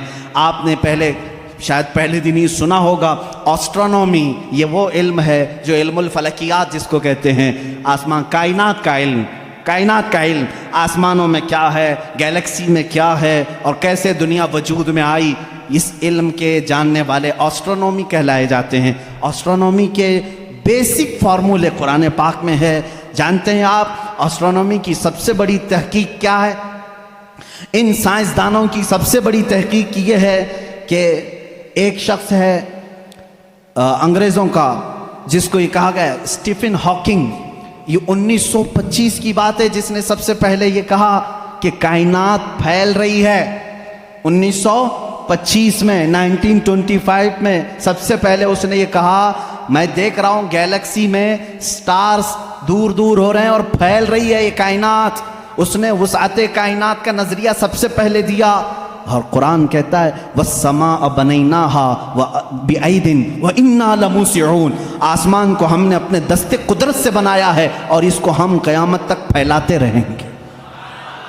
قرآن کہہ رہا ہے اس کو ہم پھیلاتے رہیں گے. اور یہ ہے ایسٹرونومی کے لیے یہ جو جس کا نام میں نے لیا ہے اسٹیفن ہاکنگ, اس نے کہا یہ 20ویں صدی کی سب سے بڑی تحقیق ہے, سب سے بڑی تحقیق ہے. مجھے معلوم نہیں 14ویں صدی میں 14 صدی پہلے ہی یہ تحقیق اللہ کے کلام میں آ چکی. عزیزان گرامی, اور یہ آپ کو بگ بینگ کا جو میں نے بتایا تھا فرسٹ ڈے, آپ نے سنا ہوگا. اس زمانے میں نہیں بلکہ یہ بگ بینگ کا جو وہ لایا ہے جس نے ایسٹرونومی میں, جو سب سے پہلے سائنسدان نے کہا کہ پہلے یہ زمین آسمان سب چیزیں ایک ہی تھیں, ایک بڑا دھماکہ ہوا, اس سے پوری کائنات پھیلی. ان کا اب جا کر کے یہ نظریہ ہوا کہ ایک بڑا دھماکہ ہوا, اس کے بعد سب چیزیں الگ ہو گئیں, چاند الگ ہوا, تارے الگ ہوئے, اور سورج الگ ہوا, زمین الگ, آسمان الگ. اس تھیوری کو قرآن نے خود بیان کیا ہے. اولم یر الذین کفروا ان السماوات والارض کانتا رتقا ففتقناہما. اللہ فرماتا ہے اے محبوب کیا نہیں دیکھتے وہ کافر اب بھی انکار کر رہے ہیں, زمین اور آسمان ملے ہوئے تھے, ہم نے ان کو پھاڑ کر کے الگ کیا. فتقناہما, فتق کہتے ہیں ایسا زور کا دھماکہ ہونا اور جھٹکا دینا جس سے ساری چیزیں بکھر جائیں. اور قرآن نے اس بگ بینگ کا ذکر کیا ہے. یہ اور بات ہے کہ اس کی تحقیقات اور ہوتی رہیں گی. ایسٹرولوجی جس میں علم نجوم ہے, اس کے متعلق بھی میں نے بتایا تھا کہ ستاروں کے متعلق بلیک ہول کا تذکرہ سورہ واقعہ میں موجود ہے. اللہ فرماتا ہے لا اقسم بمواقع النجوم, قسم ہے ان جگہوں کی جہاں جا کر کے ستارے فنا ہو جاتے ہیں, اس کو آج سائنسدان بلیک ہول کہتے ہیں. یہ ایسٹرولوجی ہے. اور بوٹانی جانتے ہوں گے آپ, علم نباتات, پودوں کا علم, یہ ایک پورا باضابطہ ایگریکلچر, اس پر تو یونیورسٹیاں قائم ہیں جس میں پودوں کی نشو و نما کے متعلق تحقیقات ہوتی ہیں. اور قرآن اس کی تمام تفصیلات بتا رہا ہے. وَمِن كُلِّ الثَّمَرَاتِ جَعَلَ فِيهَا زَوْجَيْنِ اثْنَيْنِ. اللہ فرماتا ہے ہر پھل میں ہم نے میل اور فیمیل رکھا ہے. آج کے سائنس کہہ رہا ہے ہر درخت میں میل اور فیمیل ہوتے ہیں. یہ قرآن کے وہ علوم ہیں. بوٹانی اس علم کو کہتے ہیں. آپ میرے پاس اسٹوڈنٹس ہوں گے کوئی ایگریکلچر کے, درختوں کے, پیڑ پودوں کے معاملات کے سلسلے میں قرآن کی ایک نہیں 10 آیتیں میں تمہارے سامنے پیش کروں گا. اس کے علاوہ زولوجی, ایسٹرولوجی کے علاوہ زولوجی جانوروں کا علم, حیوانات کا علم, اس علم پر بھی آج کروڑوں ڈالر خرچ کیے جاتے ہیں. زولوجی اور اینیملز کے اوپر ریسرچ کیے جاتے ہیں. زولوجی قرآن میں بیان ہے. تمہیں معلوم ہے وَمَا مِن دَابَّةٍ فِي الْأَرْضِ وَلَا طَائِرٍ يَطِيرُ بِجَنَاحِهِ إِلَّا أُمَمٌ أَمْثَالُكُمْ. ایک سائنسدان ہے, اس سائنسدان کا نام میں تذکرہ نہیں کر رہا ہوں, اس نے سب سے پہلے کہا جانوروں میں بھی انسانوں جیسی کچھ عادتیں ہیں, میں نے ان پر تحقیق کی ہے. اس سائنسدان نے کہا. اور رب تعالیٰ فرماتا ہے زمین میں کوئی جانور ایسا نہیں, اور اڑنے والے پرندوں میں کوئی ایسا نہیں. الا امم امثالکم, وہ سب کے سب تمہارے جیسی سوسائٹی رکھتے ہیں, تمہارے جیسی سوسائٹی. ان کے خاندان ہوتے ہیں, ان کے اپنی برادریاں ہوتی ہیں, ایک ہی خاندان کے ساتھ اڑتے ہیں, آتے ہیں, جاتے ہیں. یہ پرندوں کا معاشرتی معاملہ یہ زولوجی کہلاتا ہے, آج کی تحقیق میں ہے اور قرآن میں موجود ہے. قرآن اس بات کو پہلے بتا چکا ہے. صرف پرندوں کی بات نہیں میرے عزیزوں, اس کے علاوہ جو اور بھی اس میں ہے. قرآن پاک میں چونٹیوں کا علم, ایک سائنسدان ہے, اس نے کہا ہے کہ چونٹیاں بات کرتی ہیں ایک دوسرے کو, اور یہ سب ایک دوسرے کے کانٹیکٹ میں آ کر کے ہی کام کرتی ہیں. اور قرآن کہہ رہا ہے سورہ نمل پوری چونٹیوں کی سورہ ہے. اللہ تعالیٰ فرماتا حتی اذا اتوا علی واد النمل قالت نملۃ یا ایھا النمل ادخلوا مساکنکم. جب سلیمان علیہ السلام اپنے لشکر کے ساتھ سے گزر رہے تھے تو ایک چونٹیوں کی وادی کے پاس آپ آئے, تو اللہ فرماتا ہے چونٹیوں کی جو بڑی سردار تھی اس نے ساری چونٹیوں سے کہا یا ایھا النمل ادخلوا مساکنکم, اے چونٹیوں جلدی جلدی اندر داخل ہو جاؤ, کہیں سلیمان علیہ السلام کا لشکر تمہیں بے خبری میں روند نہ جائے. چونٹی بات کر رہی ہے اپنے تمام افسروں کو یا اپنے سپاہیوں کو, اور یہ قرآن کہہ رہا ہے. اور آج اس پر ریسرچ کرنے والے کو بہت بڑا انعام بھی دیا گیا ہے کہ چونٹیاں بات کرتی ہیں. یہ زولوجی میں آتا ہے, جانوروں پر ریسرچ کرنے والے. شہد کی مکھی پر ایک بندہ ہے جس نے ریسرچ کیا اور اس کو نوبل انعام ملا ہے، نوبل پرائز ملا ہے، اس کا نام واشوین اس طرح سے کچھ ہے، اس کو نوبل انعام ملا ہے۔ اس نے کہا یہ مکھی جو ہے جو چھتے پر آتی ہیں، ان کے اندر ایک کمیونیکیشن ہوتا ہے، ان کے اندر ایک رئیس ہوتی ہے، ایک ملکہ ہوتی ہے، سردار ہوتی ہے۔ پہلے کے جو کتابیں ہیں، شیکسپیئر کی کتابیں مشہور ہیں لٹریچر میں انگلش کے، شیکسپیئر کی کتابوں میں شہد کی مکھی کو مذکر بیان کیا گیا ہے، جیسے اس کے بہت سارے سپاہی ہوتے ہیں، ایک اس میں سردار ہوتا ہے مکھیوں میں۔ لیکن یہ 1975 میں 1975 میں ایک سائنسدان نے تحقیق کر کے بتایا شہد کی مکھیاں کمیونیکیشن کرتی ہیں، ایک دوسرے سے رابطہ کرتی ہیں، اور ان کو ایک ملکہ ہوتی ہے اور وہ آرڈر دیتی ہے اور اس کے آرڈر کے اعتبار سے سب جاتی ہیں۔ اور قرآن میں دیکھو رب تعالیٰ فرماتا ہے وَأَوْحَى رَبُّكَ إِلَى النَّحْلِ أَنِ اتَّخِذِ مِنَ الْجِبَالِ وَمِنَ الشَّجَرِ بُيُوتًا فَاسْلُكِي سُبُلَ رَبِّكِ ذُلُلًا يَخْرُجُ مِن بُطُونِهَا شَرَابٌ مُخْتَلِفٌ أَلْوَانُهُ فِيهِ شِفَاءٌ لِلنَّاسِ۔ اللہ فرماتا ہے تمہارے رب نے شہد کی مکھی کو یہ علم دیا ہے، اور شہد کی مکھی کا جو ورڈ یوز ہوا ہے عربی میں وہ مؤنث یوز ہوا ہے۔ اللہ قرآن میں فرماتا ہے مکھا نہیں مکھی۔ اب تک کہتے تھے کہ مکھی کا جو مذکر ہے وہ اس پہ سب چھتے پر لا کر جمع کرتے ہیں۔ 1975 میں زولوجی اس علم کی تحقیق کرنے والے ماہر سائنسدان نے بتایا نہیں، ساری مکھیاں اس میں سے جو رئیس ہوتی ہے وہ بھی مؤنث ہوتی ہے، اس کے جتنے افسر ہوتے ہیں وہ بھی مؤنث ہوتے ہیں۔ قرآن اس میں مؤنث کے صیغے استعمال کر کے فرما رہا ہے شہد کی مکھی رئیس اپنے ہم نواؤں سے کہتی ہے جاؤ پھولوں کو چوز کر کے لاؤ، وہ آرڈر دیتی ہے اور اس کے بعد وہ لا کر کے اپنے تھوک کو جمع کرتی ہیں۔ اب یہ بھی اس نے 1975 میں یہ بھی ایجاد کیا شہد کہاں سے نکلتا ہے، شہد کہاں سے نکلتا ہے؟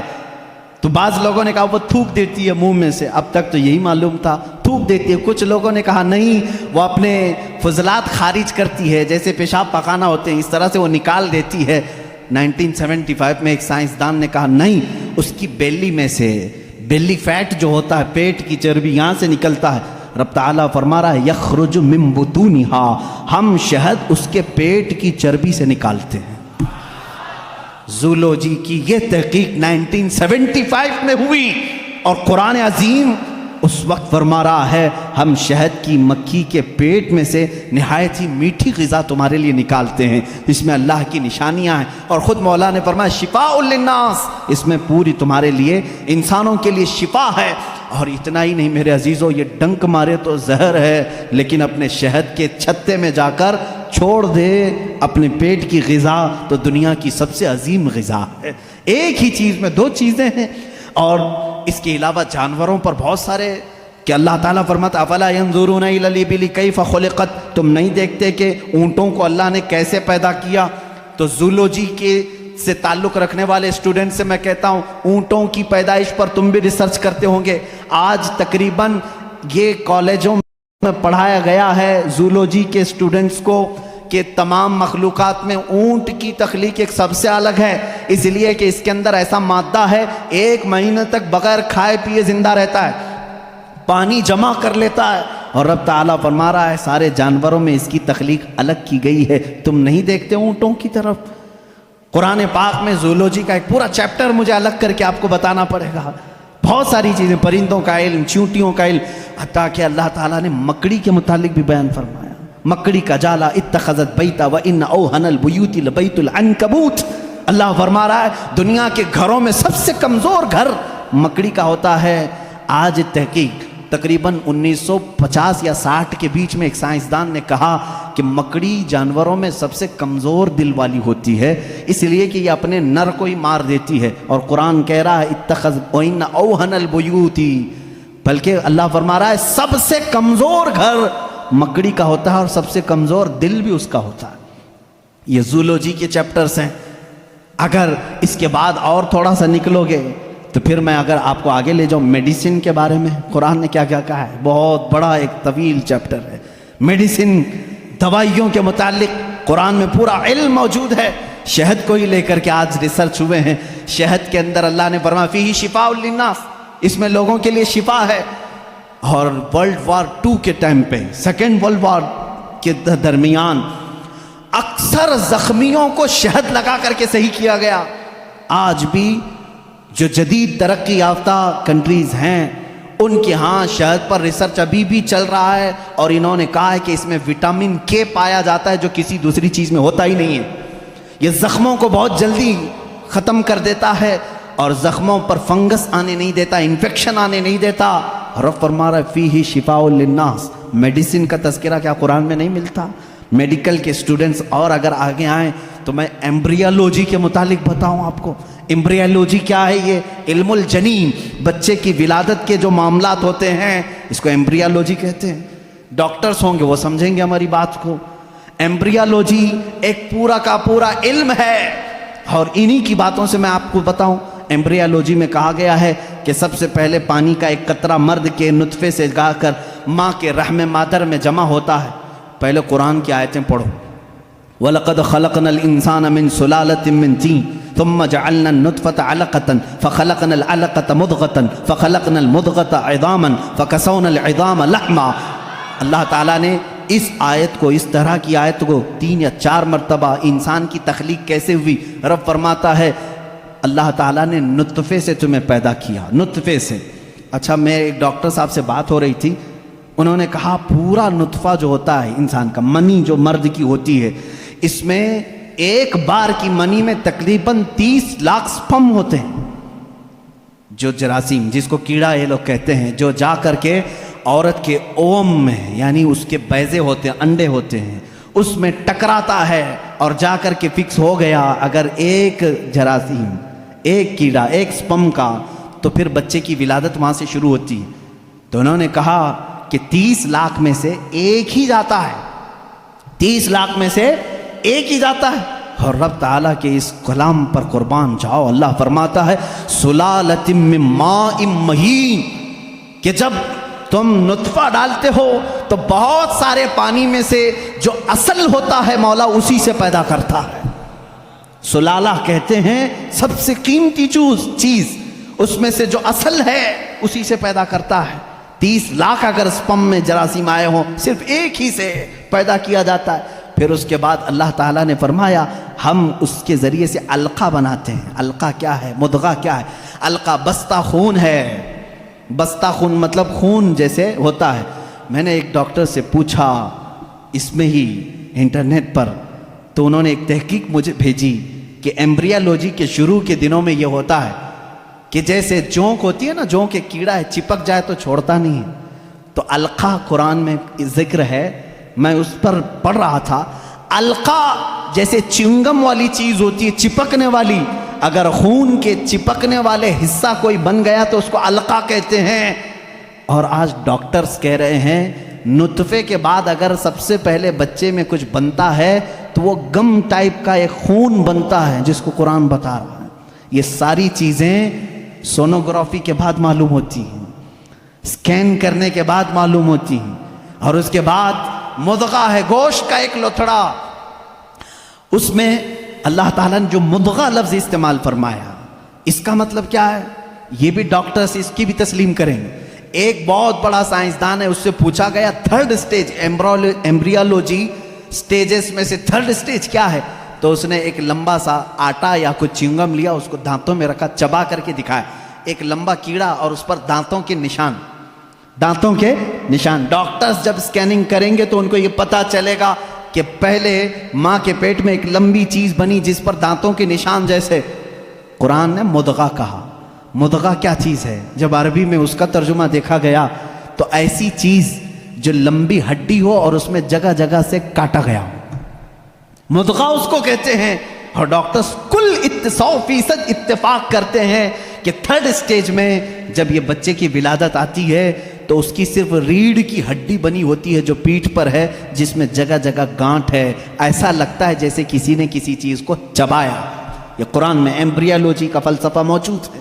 اگر یہ سٹیجز میں بتاؤں 9 مہینے تک بولنا پڑے گا نا، بچے کی ولادت 9 مہینے بعد ہوتی ہے. ایمبریالوجی کے بہت ساری چیزیں ہیں. اور اللہ میں آپ کو یہ بتاؤں سب سے پہلے چیز کیا بنتی ہے انسان کی، یہ بھی تحقیقات سائنس کر چکا ہے. سب سے پہلے بچے کے نطفے کے بعد علقہ، مضغہ، اور اس کے بعد اس پر چمڑی آتی ہے، یا جو بھی 27 ویکس اگر 24 ویکس ہوتے ہیں اگر پریگننسی کے، تو سب سے پہلے وہ جنین میں سننے کی چیز آتی ہے. کیا؟ سننے کی چیز. اس کے بعد اس کے اندر محسوس کرنے کی، دیکھنے والی چیز آ جاتی ہے 27 ویکس کے بعد. پھر اس کے بعد اس کی ہارٹ بیٹ بھی شروع ہوتی ہے. اب قرآن کی آیت پڑھو، اللہ فرماتا ہے وَجَعَلَ لَكُمُ السَّمْعَ وَالْأَبْصَارَ وَالْأَفْئِدَةَ قَلِيلًا مَا تَشْكُرُونَ. ہم نے تمہارے ماں کے پیٹ میں سب سے پہلے سننے کی طاقت دی، دیکھنے کی طاقت دی، پھر دھڑکنے والا دل عطا کی. اللہ اللہ، یہ ترتیب کہاں سے آئی؟ یہ اس زمانے میں قرآن نازل ہوا جہاں کوئی خوردبین نہیں تھی، کوئی مائکروسکوپ نہیں تھا، کوئی ٹیلیسکوپ نہیں تھا، کوئی سونوگرافی نہیں تھی، کوئی سکیننگ سینٹر نہیں تھا. جب قرآن یہ بتا رہا ہے وہ لوگ اس وقت ماؤں کے پیٹ میں کیسے بات جان سکتے تھے؟ ایک بہت بڑا سائنسدان ہے، اس کے سامنے ایمبریولوجی کے تذکرے کیے گئے اور قرآن کی آیتیں بتائی گئی، تو وہ کہتا ہے شاید محمد صلی اللہ علیہ وسلم کے پاس کوئی ایسی بڑی مشین تھی جس کو وہ دیکھ کر کے سب بتائیں. ان سے کہا گیا میاں یہ 1400 سال پہلے کی ہے، تو وہ خود ہنسنے لگا. ہاں یہ تو ٹیلیسکوپ جو دیکھنے والی خوردبین ہے، مائکروسکوپ، یہ تو 16ویں صدی میں ایجاد ہوئی ہے، اور اس وقت جب ایجاد ہوئی تو بڑی بڑی چیزیں ہی خالی دیکھ سکتی تھی، چھوٹی چیزوں کو دیکھا بھی نہیں جاتا.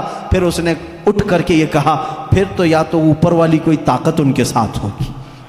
یہ باتیں اگر وہ اس زمانے میں بتائے ہیں تو پھر کوئی اور طاقت ہوگی. یہ قرآن کے علوم ہیں میرے عزیزو، پڑھو اس قرآن کو، کیا نہیں ہے اس کے اندر. اب میں اگر ایمبریولوجی ہو گئی بات، اس کے علاوہ اور ہائیڈرولوجی، زمین کے معاملات، پانی کے تبخیر کا سب سے پہلا مادہ قرآن نے بتایا. یہ واٹر سائیکل کے جو تھیوری ہے سب سے پہلے جانتے ہیں آپ کو کس نے پیش کی ہے؟ ایک سائنسدان ہے جس نے یہ بات پیش کی، برنارڈ پیلیسی نام کا ایک سائنسدان ہے. اس نے یہ تھیوری پیش کی کہ سمندر کا پانی گرمی سے سوکھتا ہے، آسمانوں میں جاتا ہے. سائنس میں ہم بھی اسکول میں پڑھے تھے، دھوپ میں پانی اڑ کر کے جاتا ہے، پھر جمع ہوتا ہے، پھر بارش میں آتا ہے. یہی ہے نا یہ واٹر سائیکل کا جو نظام ہے، ایواپوریشن اس کو کہتے ہیں. یہ سب سے پہلے جو سائنسدان نے برنارڈ پیلیسی نام کا اس نے دیا، اور وہ بھی 1580 میں، 16ویں صدی میں. اب آؤ قرآن کیا کہتا ہے؟ قرآن کہتا ہے وَالسَّمَاءِ ذَاتِ الرَّجْعِ وَالْأَرْضِ ذَاتِ الصَّدْعِ، وہ آسمان جو ہر چیز کو واپس پھر سے کھینچ لیتا ہے. پانی ہم برساتے ہیں اور پھر اس کو لوٹا دیتے ہیں. یہ ایواپوریشن کا، واٹر سائیکل کا جو مسئلہ ہے، یہ جو فنڈا ہے، یہ قرآن میں موجود ہے. مجھے بتاؤ اے سائنس کے اسٹوڈنٹس، کیا قرآن ہائیڈرولوجی کی بات نہیں کر رہا ہے؟ کیا قرآن ایمبریولوجی کی بات نہیں کر رہا ہے؟ کیا قرآن آسٹرونومی کی بات نہیں کر رہا ہے؟ کیا قرآن آسٹرولوجی کی بات نہیں کر رہا ہے؟ کیا قرآن بایولوجی کی بات نہیں کر رہا ہے؟ فزیولوجی کی بات کر رہا ہے. قرآن ہر فزیولوجی میں یہ دوران خون جو ہوتا ہے، ابھی آج ایک بچے نے مجھے سوال کیا فزکس پڑھنا کیسا ہے، جس میں الگ الگ تھیوریاں ہیں. میں اس کے لیے بھی بتا دوں، فزکس قرآن میں موجود ہے. فزکس کا ایک بہت بڑا فنڈا یہ ہے کہ ایٹم یہ تقسیم نہیں ہوتا. پہلے سے لوگوں کا خیال تھا ایک ذرہ ہوتا ہے. 14 صدیوں تک لوگ یہ مانتے تھے ایک لاسٹ کوئی چیز ہوگی، اس سے لاسٹ تو کوئی کچھ نہیں ہوگا نا. جیسے ذرہ، ایک چھوٹا سا ہلکا ذرہ، وہ نہیں تقسیم ہوگا. فزکس والوں نے یہ ثابت کیا نہیں، ذرہ بھی تقسیم ہوتا ہے، ایٹم کو بھی تقسیم کیا جا سکتا ہے، ڈیوائیڈ ہو سکتا ہے. یہ فزکس کا فنڈا ہے، یہ فزکس کی تھیوری ہے. اور قرآن کہتا ہے لا يعزب عنه مثقال ذرة في السماوات والارض ولا اصغر من ذلك ولا اکبر الا في کتاب مبین. اللہ فرماتا ہے ذرے کے برابر بھی کوئی چیز اللہ تعالیٰ قیامت کے دن چھوڑے گا نہیں. ہاں ذرے سے چھوٹی بھی ہو، ذرے سے بڑی بھی ہو. سب سے پہلے عرب میں قرآن نے یہ کہا ذرے سے چھوٹا، ایٹم سے بھی چھوٹی چیز ہو سکتی ہے. اور 14 صدیوں کے بعد فزکس والے کہہ رہے ہیں کہ ایٹم بھی تقسیم ہو سکتا ہے. یہ فزکس ہے جو قرآن پاک میں ہے. بہت سارے علوم ہیں میرے عزیزوں، میں گنانے لگوں. اخیر میں تمہیں صرف 2 چند باتیں عرض کروں گا. کیلکولیشن آتا ہے نا، بہت سارے تو 10ویں میں میتھس میں ہی فیل ہوتے ہیں. میتھس لو نکالو آج میں تمہیں قرآن کا میتھس بتاتا ہوں، سب اپنے ہاتھوں میں کیلکولیٹر لے کر کے بیٹھو، میں حساب بولتا جاتا ہوں اور کرتے جانا ہوں کہ قرآن کے مثل کوئی دوسرا کیوں نہیں لا سکتا. میں تمہیں بتاؤں، ایسی اس کے اندر ترتیب ہے، اللہ نے ایسا بنا کر کے رکھا ہے، ممکن ہی نہیں ہو سکے گا، ممکن ہی نہیں ہو سکے گا. ایک بڑے سائنسدان نے تحقیق کیا اور کمپیوٹر میں ڈال کے چیک کیا ہے بار بار. اس نے 1965 میں یہ تحقیق ہوئی تھی. میں آپ کو اس کے متعلق بتاتا ہوں. اس میں جو الفاظ ذکر ہوئے ہیں نا قرآن میں، وہ یوں ہی نہیں ہے کوئی بیان آ رہا ہے، جبکہ آپ کو معلوم ہے اس میں قصے بھی ہیں، زمانے ماضی کی خبریں بھی ہیں، انبیاء کے تذکرے بھی ہیں، معاشرے میں ہونے والے ان کے اوپر عذابات کا بھی ذکر ہے. قرآن میں ہے کہ نہیں ہے؟ قرآن میں یوسف علیہ السلام کا قصہ ہے، موسیٰ علیہ السلام کا قصہ ہے، ایوب علیہ السلام کا قصہ ہے، ابراہیم علیہ السلام کا قصہ ہے، اسماعیل علیہ السلام کے ذبح ہونے کا قصہ ہے. یہ سب ہے نا. یہ کچھ قصے بیان کیے جا رہے ہیں اور اللہ تعالیٰ نے کچھ چیزوں کی فضیلت بیان کی، کچھ حلال بیان کیے، کچھ حرام بیان کیے. حرام چیزیں کیا کیا ہیں، حلال چیزیں کیا کیا ہیں، تمہیں کرنا کیا ہے، نہیں کرنا کیا ہے، یہ پورا ٹاپک ہے قرآن کا. لیکن اس میں جو بھی ورڈ یوز ہوا ہے نا، وہ پورا کا پورا حساب کے کیلکولیشن سے فٹ بیٹھتا ہے. کیلکولیشن اٹھاؤ اور میں آپ کو بتاتا ہوں، دنیا کا علم رکھنے والے جانتے ہیں پوری روئے زمین پر خشکی کتنی ہے اور تری کتنی ہے، پانی کتنا ہے اور زمین کتنی ہے. سب کو معلوم ہے یا نہیں معلوم ہے تو سنو. سائنس یہ کہتا ہے کہ 70% پانی ہے اور 30% کیا ہے، زمین ہے، خشکی ہے. یہی ہے تقریباً تحقیق سب کی یہی ہے. قرآن پاک میں 2 لفظ آئے ہیں، البر. البر کا مطلب ہوتا ہے سوکھا اور البحر کا مطلب ہوتا ہے سمندر. البر لفظ، یہ لفظ اللہ نے 13 مرتبہ پورے قرآن میں بیان فرمایا. البحر یہ تقریباً 32 مرتبہ آیا ہے. یہ ہو سکتا ہے میں حساب کروں گا تو اب کچھ لوگ سو جائیں گے، لیکن قرآن میں بیان کر رہا ہوں. آج یاد رکھنا، آج میں چیلنج کر کے جا رہا ہوں، کوئی اس کو توڑ سکے تو توڑ دے. آ جائے کوئی بھی. بر کا ذکر 13 مرتبہ، بحر کا ذکر 32 مرتبہ، دونوں کو ملائیں تو 45 ہوتا ہے. جلدی جلدی حساب کرنا، ٹائم بہت کم ہے، باہر روکنے والے بھی ہیں. تو یہ دونوں 45 ہوتے ہیں. 100% اگر کائنات ہے، 100% اگر پوری دنیا ہے تو 100 کا پرسنٹیج نکالو 45 میں سے. 45 رکھو اور اس کے بعد 32. 100% کا 45 دونوں ملا کے 45 ہوا. اس کے بعد پرسنٹیج پہلے 32 نکالو گے، اس کے جواب میں تمہارا کیلکولیشن دے گا 70. اور 13 ہے نا، یہ بر کا ذکر، سوکھائی کا ذکر 13 ہے. 13 کو بھی 100 انٹو 45 انٹو یہ پرسنٹیج نکالو گے، 13 ڈالو، وہاں پر آپ جب دیکھو گے تو 29.9 آتا ہے. یعنی قرآن اپنے الفاظ میں بھی بیان کر رہا ہے کہ بر خشکی کا ذکر اللہ نے 30% مرتبہ فرمایا، بحر کا ذکر اللہ نے 70% مرتبہ فرمایا. یہ قرآن یوں ہی نہیں آیا ہے، اچانک نہیں آئی یہ چیز. اس کی ایک ایک لفظ میتھ سے ایسی میچ ہے. اب کچھ الفاظ ایسے ہیں اللہ تعالیٰ نے اس کو ایسا جوڑ کر کے رکھا، دنیا آخرت. اپوزٹ میں اگر آپ کو پوچھوں گا تو آپ بتا دیں گے. دنیا کا اپوزٹ کیا ہے؟ آخرت ہے نا. فرشتہ ہے، اس کا اپوزٹ کیا ہے؟ شیطان. فرشتہ سب سے نیک، شیطان سب سے برا. اور موت، اس کا اپوزٹ کیا ہے؟ سب کو سمجھ میں آ رہا ہے. موت کا اپوزٹ حیات ہے. نفع، فائدہ، اس کا اپوزٹ بہت اچھے. کفر، اس کا اپوزٹ ایمان. اب یہ چیزیں آپ کے ذہن میں رہے ہیں. 2 ورڈ میں نے اپوزٹ آپ کو بتایا. دنیا ایک لفظ ہے، اس کو پورے قرآن میں اگر گنو گے آپ 115 مرتبہ اس کا ذکر آیا ہے. دنیا کا کتنی مرتبہ؟ 100. پورا قرآن اٹھا کر کے سورہ فاتحہ سے والناس تک اس کا اپوزٹ ورڈ ڈھونڈو گے آخرت، یہ بھی 115 مرتبہ ہی ذکر ہوا ہے. اور اس کے بعد آگے جاؤ گے شیطان. शैतान को कुल 88 मरतबा जिक्र किया गया है, शैतान का लफ्ज। और इसका अपोजिट अगर मलाइका पूरे कुरान में ढूंढोगे तो सिर्फ 88 मरतबा ही मिलेगा। नफा को अगर तुम पूरे कुरान में ढूंढोगे तो तकरीबन 50 मरतबा अल्लाह ने जिक्र किया। इसके बदले में जो फसाद है, शर है, इसका भी आप देखोगे तो 50 ही मरतबा जिक्र है। कुरान यूं ही नहीं है, मैथ्स का एक ऐसा रब्त है कि तोड़ नहीं सकोगे। मौत का जिक्र अल्लाह ताला ने 145 मरतबा किया, फिर पूरे 30 पारे खोल के देखो, हयात का लफ्ज भी 145 ही बार है। मामूली नहीं है। इस तरह से कुफ्र का लफ्ज, उसका अपोजिट क्या है? ईमान। कुफ्र का लफ्ज आप पूरे कुरान में देखोगे 25 मरतबा आया, और ईमान जगह जगह से ढूंढ के देखोगे तो ईमान भी 25 ही बार आया है। इतना ही नहीं, आपको अरबी के 2 लफ्ज मैं आपको बताऊं, एक शहर है, एक यौम है। शहर है, यौम है। तर्जुमा याद रखना, शहर किसको कहते हैं? महीने को। किसको? शहर किसको कहते हैं? महीने। यौम किसे कहते हैं? दिन को। तकरीबन याद रहना चाहिए, शहर महीने को और यौम दिन को। अब आओ कुरान में देखो ये कितनी बार यूज हुए हैं। लफ्ज शहर पूरे कुरान में 12 ही बार यूज हुआ। कितने बार? इसका मतलब क्या है?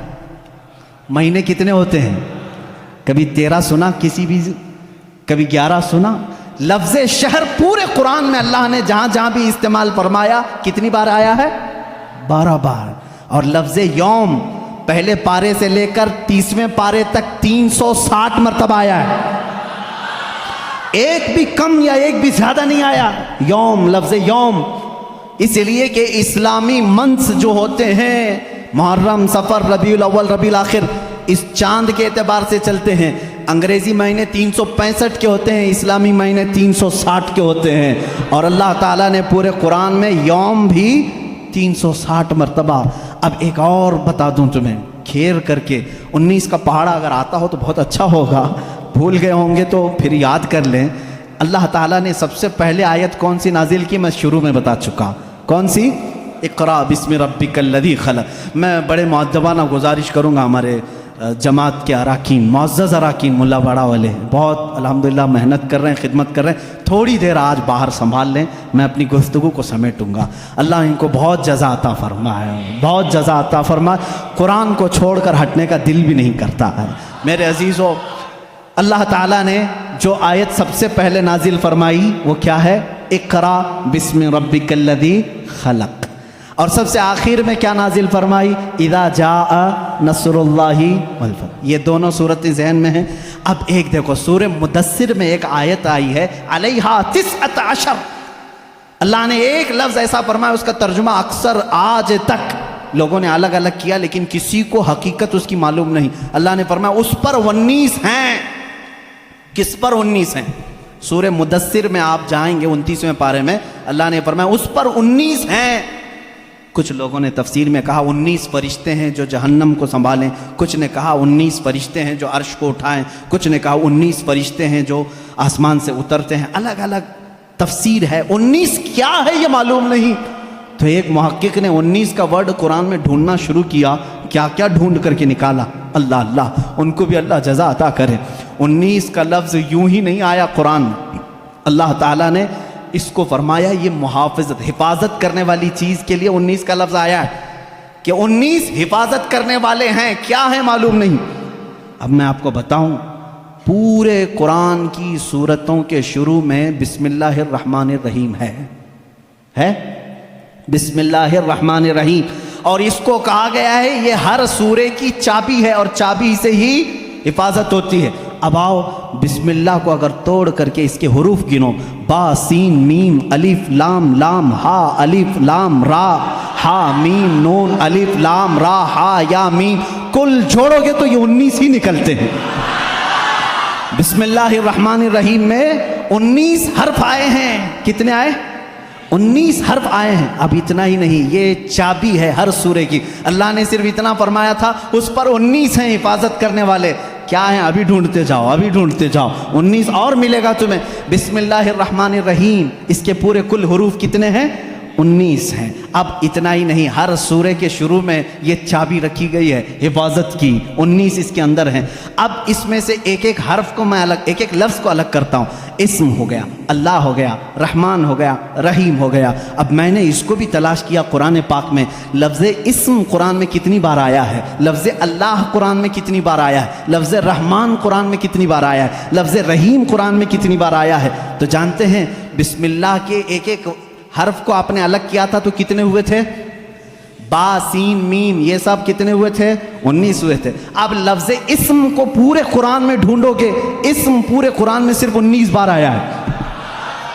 پورے قرآن میں کتنی بار آیا ہے؟ میتھس والے اٹھاؤ کیلکولیٹر، آگے چلو۔ لفظ رحمان قرآن میں 57 مرتبہ آیا، کتنے؟ 57۔ میں پارا پڑھتا ہوں، 19 × 19، 19 × 2 = 38، 19 × 3 = 57۔ یہ 57، 19 کو 3 بار ضرب دو گے 57 ہوں گے۔ 19 کا عدد لفظ رحمان میں بھی موجود ہے۔ لفظ رحیم پورے قرآن میں 114 مرتبہ ہے، کتنے؟ 114 مرتبہ۔ 19 کا پارا پھر پڑھو، اس کو ڈیوائیڈ کر کے دیکھنا 114 سے۔ 19 × 19، 19 × 2 = 38، 19 × 3 = 57، 19 چوک 76 یا 78 جو بھی، 19 اور 5 95، 19 چھکے جو 6 ہو، 19 6 = 114 ہوتا ہے، 114۔ اگر 19 کو 6 بار ضرب دو گے 114 نکلے گا۔ 19 کے ہر لفظ سے کہیں نہیں جانا ہے تمہیں۔ لفظ رحمان بھی 114 مرتبہ آیا، لفظ رحیم اور لفظ اللہ 2699 مرتبہ آیا۔ اور اس کو بھی تم اگر ڈیوائیڈ کرو گے، 142 کو اگر ڈیوائیڈ کر دیے 19 سے تو 142 مرتبہ اگر پڑھو گے تو یہی عدد تمہیں نکل کے آئے گی 2699 مرتبہ۔ اتنا ہی نہیں، 19 کا عدد یہیں ختم نہیں ہوتا، 19 کا عدد یہاں ختم نہیں ہوتا۔ پورے قرآن کی کتنی سورتیں ہیں؟ 114۔ کتنی ہیں؟ اور 19 سے ڈیوائیڈ کر کے دیکھو اس کو، 19 پنجے 95، 19 چھکے 114۔ یہ سورتیں بھی 19 پر ہیں، یہ ایسی چابی ہے۔ اب آؤ، سب سے پہلے کون سی سورہ؟ سورہ اقرا بسم ربک الذی خلق، ٹھیک ہے نا؟ کتنی آیتیں نازل ہوئی تھی؟ 5 آیتیں۔ اس کو میں بعد میں بتاتا ہوں، اس سے پہلے ایک اور، لیلۃ القدر کو دیکھو اللہ نے کیسے بیان کیا۔ ہم سب لیلۃ القدر، شب قدر کب مناتے ہیں؟ 27 رمضان کو نا۔ تقریباً دنیا میں اکثر لوگ 27 رمضان کو کیا مناتے ہیں؟ لیلۃ القدر۔ عربی میں شب قدر کو کیا کہتے ہیں؟ لیلۃ القدر۔ یہ سورہ آئی ہے 30ویں پارے میں، انا انزلناہ فی لیلۃ القدر وما ادراک ما لیلۃ القدر لیلۃ القدر خیر من الف شہر۔ اس ایک سورہ میں لیلۃ القدر کا ورڈ 3 بار یوز ہوا ہے۔ کتنی بار؟ 3 بار۔ ذہن میں ہے نا؟ لیلۃ القدر، شب قدر، شب قدر، شب قدر 3 بار یوز ہوا ہے۔ اب آؤ، لیلۃ القدر کو میں حرف الگ الگ کرتا ہوں، لیلۃ القدر کو پورا توڑ کر کے الگ الگ حرف کرتا ہوں۔ لیلۃ القدر میں کتنے حرف ہیں؟ لام، یا، لام، تا، الف، لام، قاف، دال، را۔ کتنے ہوئے؟ 9۔ ایک لیلۃ القدر میں کتنے لفظ آئے؟ 9۔ اور یہ لیلۃ القدر کتنی بار یوز ہوا؟ 3 بار۔ 9 کو 3 سے ضرب دو، 9 کے 9، 9 2 18، 9 3 27۔ لیلۃ القدر کب ہے؟ قرآن یوں ہی نہیں آیا ہے، پورا میتھس لے کر کے آیا ہے۔ قرآن پڑھنے والا میں سمجھتا ہوں میتھمیٹکس میں فیل ہو ہی نہیں سکتا۔ مجھ جیسے جاہل کو دیکھو جو بیٹھا ہوں اور میتھس تمہیں بتا رہا ہوں، یہ قرآن کی برکت ہے، قرآن کی برکت ہے۔ میں نے کسی یونیورسٹی میں میتھس نہیں پڑھا، صرف قرآن سے پڑھا ہے۔ اب آؤ میں تمہیں بتاتا ہوں، قرآن شروع جہاں نازل ہوا اقرا بسم ربک الذی خلق، اور جہاں ختم ہوا اذا جاء نصر اللہ، اور اللہ نے یہ 19 کی چابی دونوں میں لگا رکھی ہے۔ کیسے؟ آؤ، اقرا بسم ربک الذی خلق کو میں پڑھتا ہوں ما لم یعلم تک۔ کہاں تک؟ ما لم یعلم۔ اپنی انگلیوں سے گنتے رہنا، میں ایک ایک حرف گنتا جا رہا ہوں۔ اقرا بسم ربک الذی خلق، خلق الانسان من علق اقرأ وربك الاکرم الذي علم بالقلم علم الانسان ما لم يعلم. ٹوٹل کتنے ہوئے؟ کتنے ہوئے؟ اقرا سے لے کر کے معلم یعلم تک ایک ایک ورڈ میں نے گنا. کتنے آئے؟ 19 آئے. یہ سب سے پہلے نازل ہونے والی آیتیں ہیں. چلو اذا جاء میں چلتے ہیں. آخری جو سب سے آخر میں آئی، اذا جاء نصر اللہ والفتح ورأیت الناس يدخلون فی دین اللہ افواجا فسبح بحمد ربک واستغفر انہ کان توابا. 19 لفظ اس میں بھی آتے. کتنے آتے ہیں؟ پھر سے جوڑنا اذا کو. یہ ایک ایک حرف ایک ایک لفظ ہے عربی میں. اذا ایک الگ چیز ہے، جا الگ ہے، نصر الگ ہے، اللہ الگ ہے، والفتح الگ ہے، ورأیت الگ ہے، الناس الگ ہے، یدخلون الگ ہے، فی الگ ہے، دین الگ ہے، اللہ الگ ہے، افواجا الگ ہے. اس کے بعد فی دین اللہ افواجا. فسبح الگ ہے، بحمد الگ ہے، ربی کا الگ ہے، واستغفر الگ ہے، انہو الگ ہے، کانا الگ ہے، توابا الگ ہے. پورے ٹوٹل کتنے ہوئے؟ قرآن پاک کی اترنے والی سورہ اقرا بسم ربک، اس میں 19 لفظ پہلے اتارا. جب ختم کرنا ہوا تب بھی 19 لفظ. یہ ایسی چابی ہے، اس کے فنڈے میں تم کھو کے رہ جاؤ گے، نکال نہیں پاؤ گے. میں ابھی تو یہ تمام چیزیں بیان ہی نہیں کر سکا کہ قرآن ہماری زندگی کا پورا دستور حیات ہے. جب تمہارے گھر میں بچے کی ولادت ہو تو قرآن کہتا ہے نام رکھو. نام رکھنے کی ترتیب تمہیں کسی بھی اور لا کی ضرورت نہیں. میں سارے لا تمہیں بتا کر کے جاتا ہوں. آج قرآن جینے کا سلیقہ کیسے دیکھتا ہے. بچہ پیدا ہو تو نام رکھو. وَإِنِّي أُعِيذُهَا بِكَ وَذُرِّيَّتَهَا مِنَ الشَّيْطَانِ سَمَّيْتُهَا مریم. حضرت حنا نے کہا میں اس کا نام مریم رکھی ہوں. یہاں سے پتہ چلتا ہے بچہ پیدا ہونے کے بعد سب سے پہلی ڈیوٹی ماں باپ کی نام رکھنے کی ہے. اس کے بعد کیا ڈیوٹی ہے قرآن سے پوچھا. قرآن کہتا ہے وَالْوَالِدَاتُ يُرْضِعْنَ أَوْلَادَهُنَّ حَوْلَيْنِ كَامِلَيْنِ. والداؤں کو، ماؤں کو یہ چاہیے کہ اپنے بچوں کو دودھ پلائیں. ہم نے قرآن سے پوچھا کتنے دن پلائیں؟ حملہ وفصالہ 30 شہرا. حمل اور اس کو چھڑانا، دودھ کی پوری مقدار 30 مہینے ہے، جس میں سے کم 6 مہینے پریگننسی کے ہے. 24 مہینے دودھ پلانے کی مدت ہے. قرآن نے یہ دودھ پلانے کی ایام رضاعت بتائی. اس کے بعد پھر پوچھا بچہ جب بڑا ہو جائے تو کیا کہا جائے؟ کہا باپ کو چاہیے کہ وہ نصیحت کرے. پورا سورہ لقمان پڑھو. یا بنی انہا ان تک مثقال حبۃ من خردل فتکن فی صخرۃ او فی السماء او فی الارض یأتی بها اللہ. بچوں کو نصیحت کرو، اے بیٹا گناہ کرو گے ذرے کے برابر بھی ہو تو اللہ تعالیٰ تمہیں وہ قیامت کے دن دکھائے گا. باپ یہ بچے کو سمجھائے اقیم الصلاۃ وامر بالمعروف وانہی عن المنکر واصبر علی ما اصابک. باپ اپنے بچے کو تربیت یہ کرے. قرآن سکھا رہا ہے، میں پوری زندگی بتا کر کے جاؤں گا. اے بیٹا نماز پڑھ، برائیوں سے رک، اچھائیوں کی بات کر، اور جو بھی مصیبت آئے اس پر صبر کر. اور باپ کیا سمجھائے بچے کو؟ ولا تسعر خدک للناس ولا تمشی فی الارض مرحا. جب بات کرے کسی کے ساتھ منہ ٹیڑھا کر کے بات مت کرنا. ادب بھی قرآن سکھا رہا ہے. اور پھر قرآن کہتا ہے باپ اپنے بچے کو یہ سمجھائے کبھی بھی زمین پر اکڑ کر کے مت چلنا، کبھی کسی کو بلند آواز سے بات مت کرنا، کبھی کسی کے ساتھ چھیمی گوئیاں اس طرح نہ کرنا کہ تیسرا شک میں مبتلا ہو جائے. یہ تربیت ہے. اتنا ہی نہیں، پھر بچے کو کیا سمجھایا قرآن نے ماں باپ کے ساتھ کیا کرے. قرآن کہتا ہے ہم نے فیصلہ کر دیا قضا ربک الا تعبدوا الا ایاہ وبالوالدین احسانا اما یبلغن عندک الکبر احدهما او کلاهما فلا تقل لهما اف ولا تنهرهما. اے لوگو جب تمہارے ماں باپ میں سے کوئی ایک بوڑھا ہو جائے تو انہیں اف تک نہ کہنا، ان کے ساتھ نرم بات کرنا، انہیں جھڑکنا نہیں. ماں باپ کی تمیز قرآن دے رہا ہے. بچوں سے پوچھا گیا جب یہ بالغ ہو جائیں تو کیا کیا جائے. قرآن کہتا ہے وَإِذَا بَلَغَ الْأَطْفَالُ مِنْكُمُ الْحُلُمَ فَلْيَسْتَأْذِنُوا كَمَا اسْتَأْذَنَ الَّذِينَ مِنْ قَبْلِكُمْ. جب بچے بالغ ہو جائیں تو انہیں سکھاؤ کہ جب بھی گھر میں آئیں تو اجازت لے کر کے آئیں، اجازت کے ساتھ آئیں.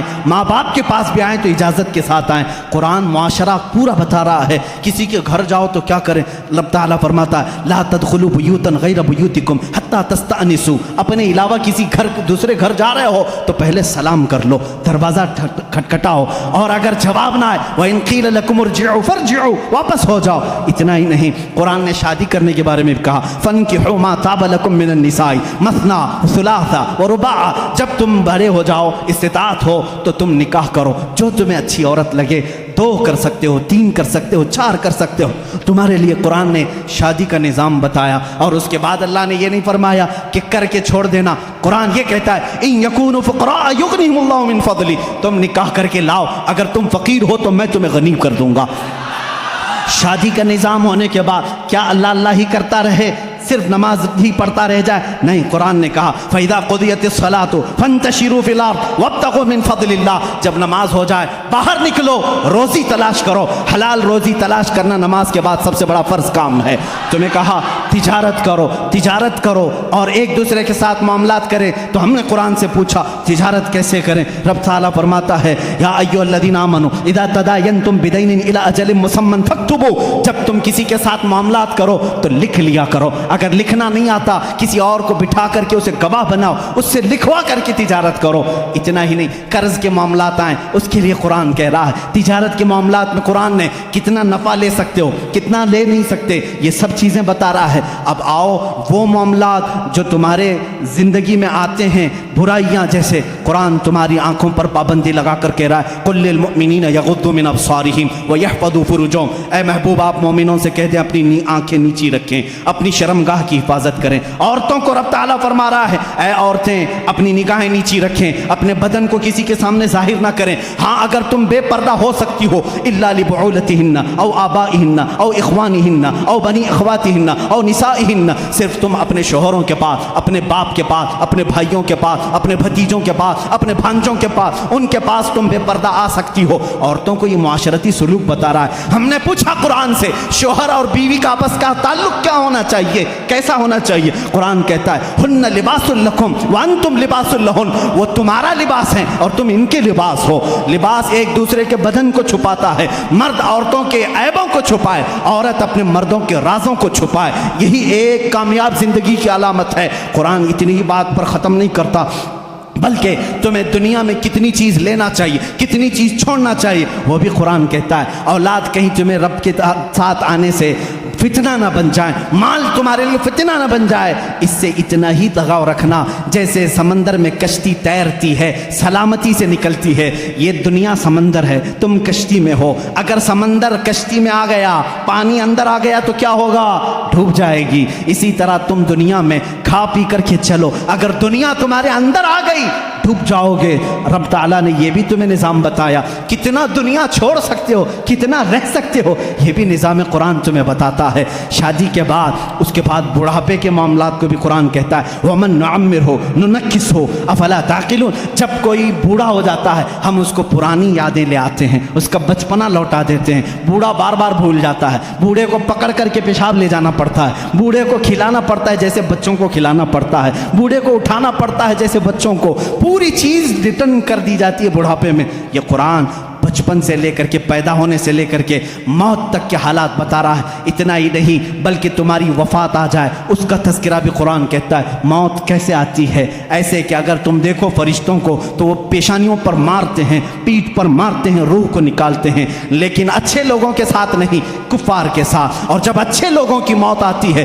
میرا مولا فرماتا ہے میں پکار کر کہتا ہوں یا ایتھا النفس المطمئنہ ارجعی الی ربک راضیۃ مرضیہ فادخلی فی عبادی وادخلی جنتی، میں کہتا ہوں اے پاکیزہ جان کے مالک آ جا، میں بھی تجھ سے راضی ہوں، تو بھی مجھ سے راضی ہے، میرے بندوں میں شامل ہو جا، میری جنت میں داخل ہو جا۔ یہ موت تک کا تذکرہ ہو گیا۔ اور اس کے بعد جب قبروں پر دفن کراتے ہو وہاں بھی قرآن تمہارا ساتھ نہیں چھوڑتا بلکہ کہتا ہے الہاکم التکاثر حتی زرتم المقابر، اے لوگو تمہیں دنیا کہیں غافل نہ کر دے، تم جاؤ قبروں کی زیارت کرو، دیکھا کرو وہ آج بڑی طاقت کے باوجود بھی بے حس لیٹے ہوئے ہیں۔ تمہیں قبروں کی زیارت تک کی بات بتا رہا ہے۔ اتنا ہی نہیں، موت کے بعد ہونے والے حالات کو قرآن نے بتایا ہے۔ میں کتنی چیزیں ذکر کروں، یہ رات ناکافی ہے، جو کچھ بیان ہوا وہ آغاز باب تھا، یہ قصہ لطیف ابھی ناتمام ہے۔ اے میرے عزیزو، قرآن کو اگر میں سورہ فاتحہ سے لے کر سورہ والناس ہر آیت کو، ہر سورہ کو چھیڑ دوں، تفسیر کے حوالے سے صدیاں گزر جائیں گی، ہماری عمر ختم ہو جائے گی، کیونکہ قرآن کہتا ہے، اللہ تعالیٰ نے فرمایا وَلَوْ أَنَّ فِي الْأَرْضِ أَقْلَامٌ وَلَوْ أَنَّ فِي الْأَرْضِ وَلَوْ أَنَّ مَا فِي الْأَرْضِ، اللہ تعالیٰ فرماتا ہے جو کچھ بھی سمندر ہیں وہ سیاہی بن جائیں، اور جتنے درخت ہیں وہ قلم بن جائیں، اور اس قرآن کی تعریف لکھنا چاہیں، یہ درخت ٹوٹ جائیں گے، سمندر سوکھ جائے گا، قرآن کی تعریف بیان نہیں ہو سکے گی۔ آخری باتیں ہیں میرے عزیزو، ان تمام باتوں کو ذکر کرنے کے بعد ایک سنی اسی وقت سیراب ہوتا ہے جب قرآن میں اپنے حبیب کا جلوہ دیکھتا ہے۔ اے لوگوں، تم پوچھتے کیوں نہیں؟ مولانا آپ نے قرآن کو کہاں سے کہاں تک بتا دیا، ساری چیزیں بتائیں۔ قرآن میں آسٹرونومی ہے، آسٹرولوجی ہے، ایمبریالوجی ہے، فزکس ہے، میتھس بتایا، سائنس بتایا، جغرافی بتایا، جیو فزکس بتایا۔ کبھی یہ کیوں نہیں پوچھتے میرا محمد قرآن میں کہاں ہے، میرا آقا قرآن میں کہا ہے؟ میں تمہیں بتاتا ہوں، ہے قرآن میں ہے، آغاز سے اخیر تک قرآن ہے نعت مصطفیٰ، آغاز سے اخیر تک قرآن ہے نعت مصطفیٰ۔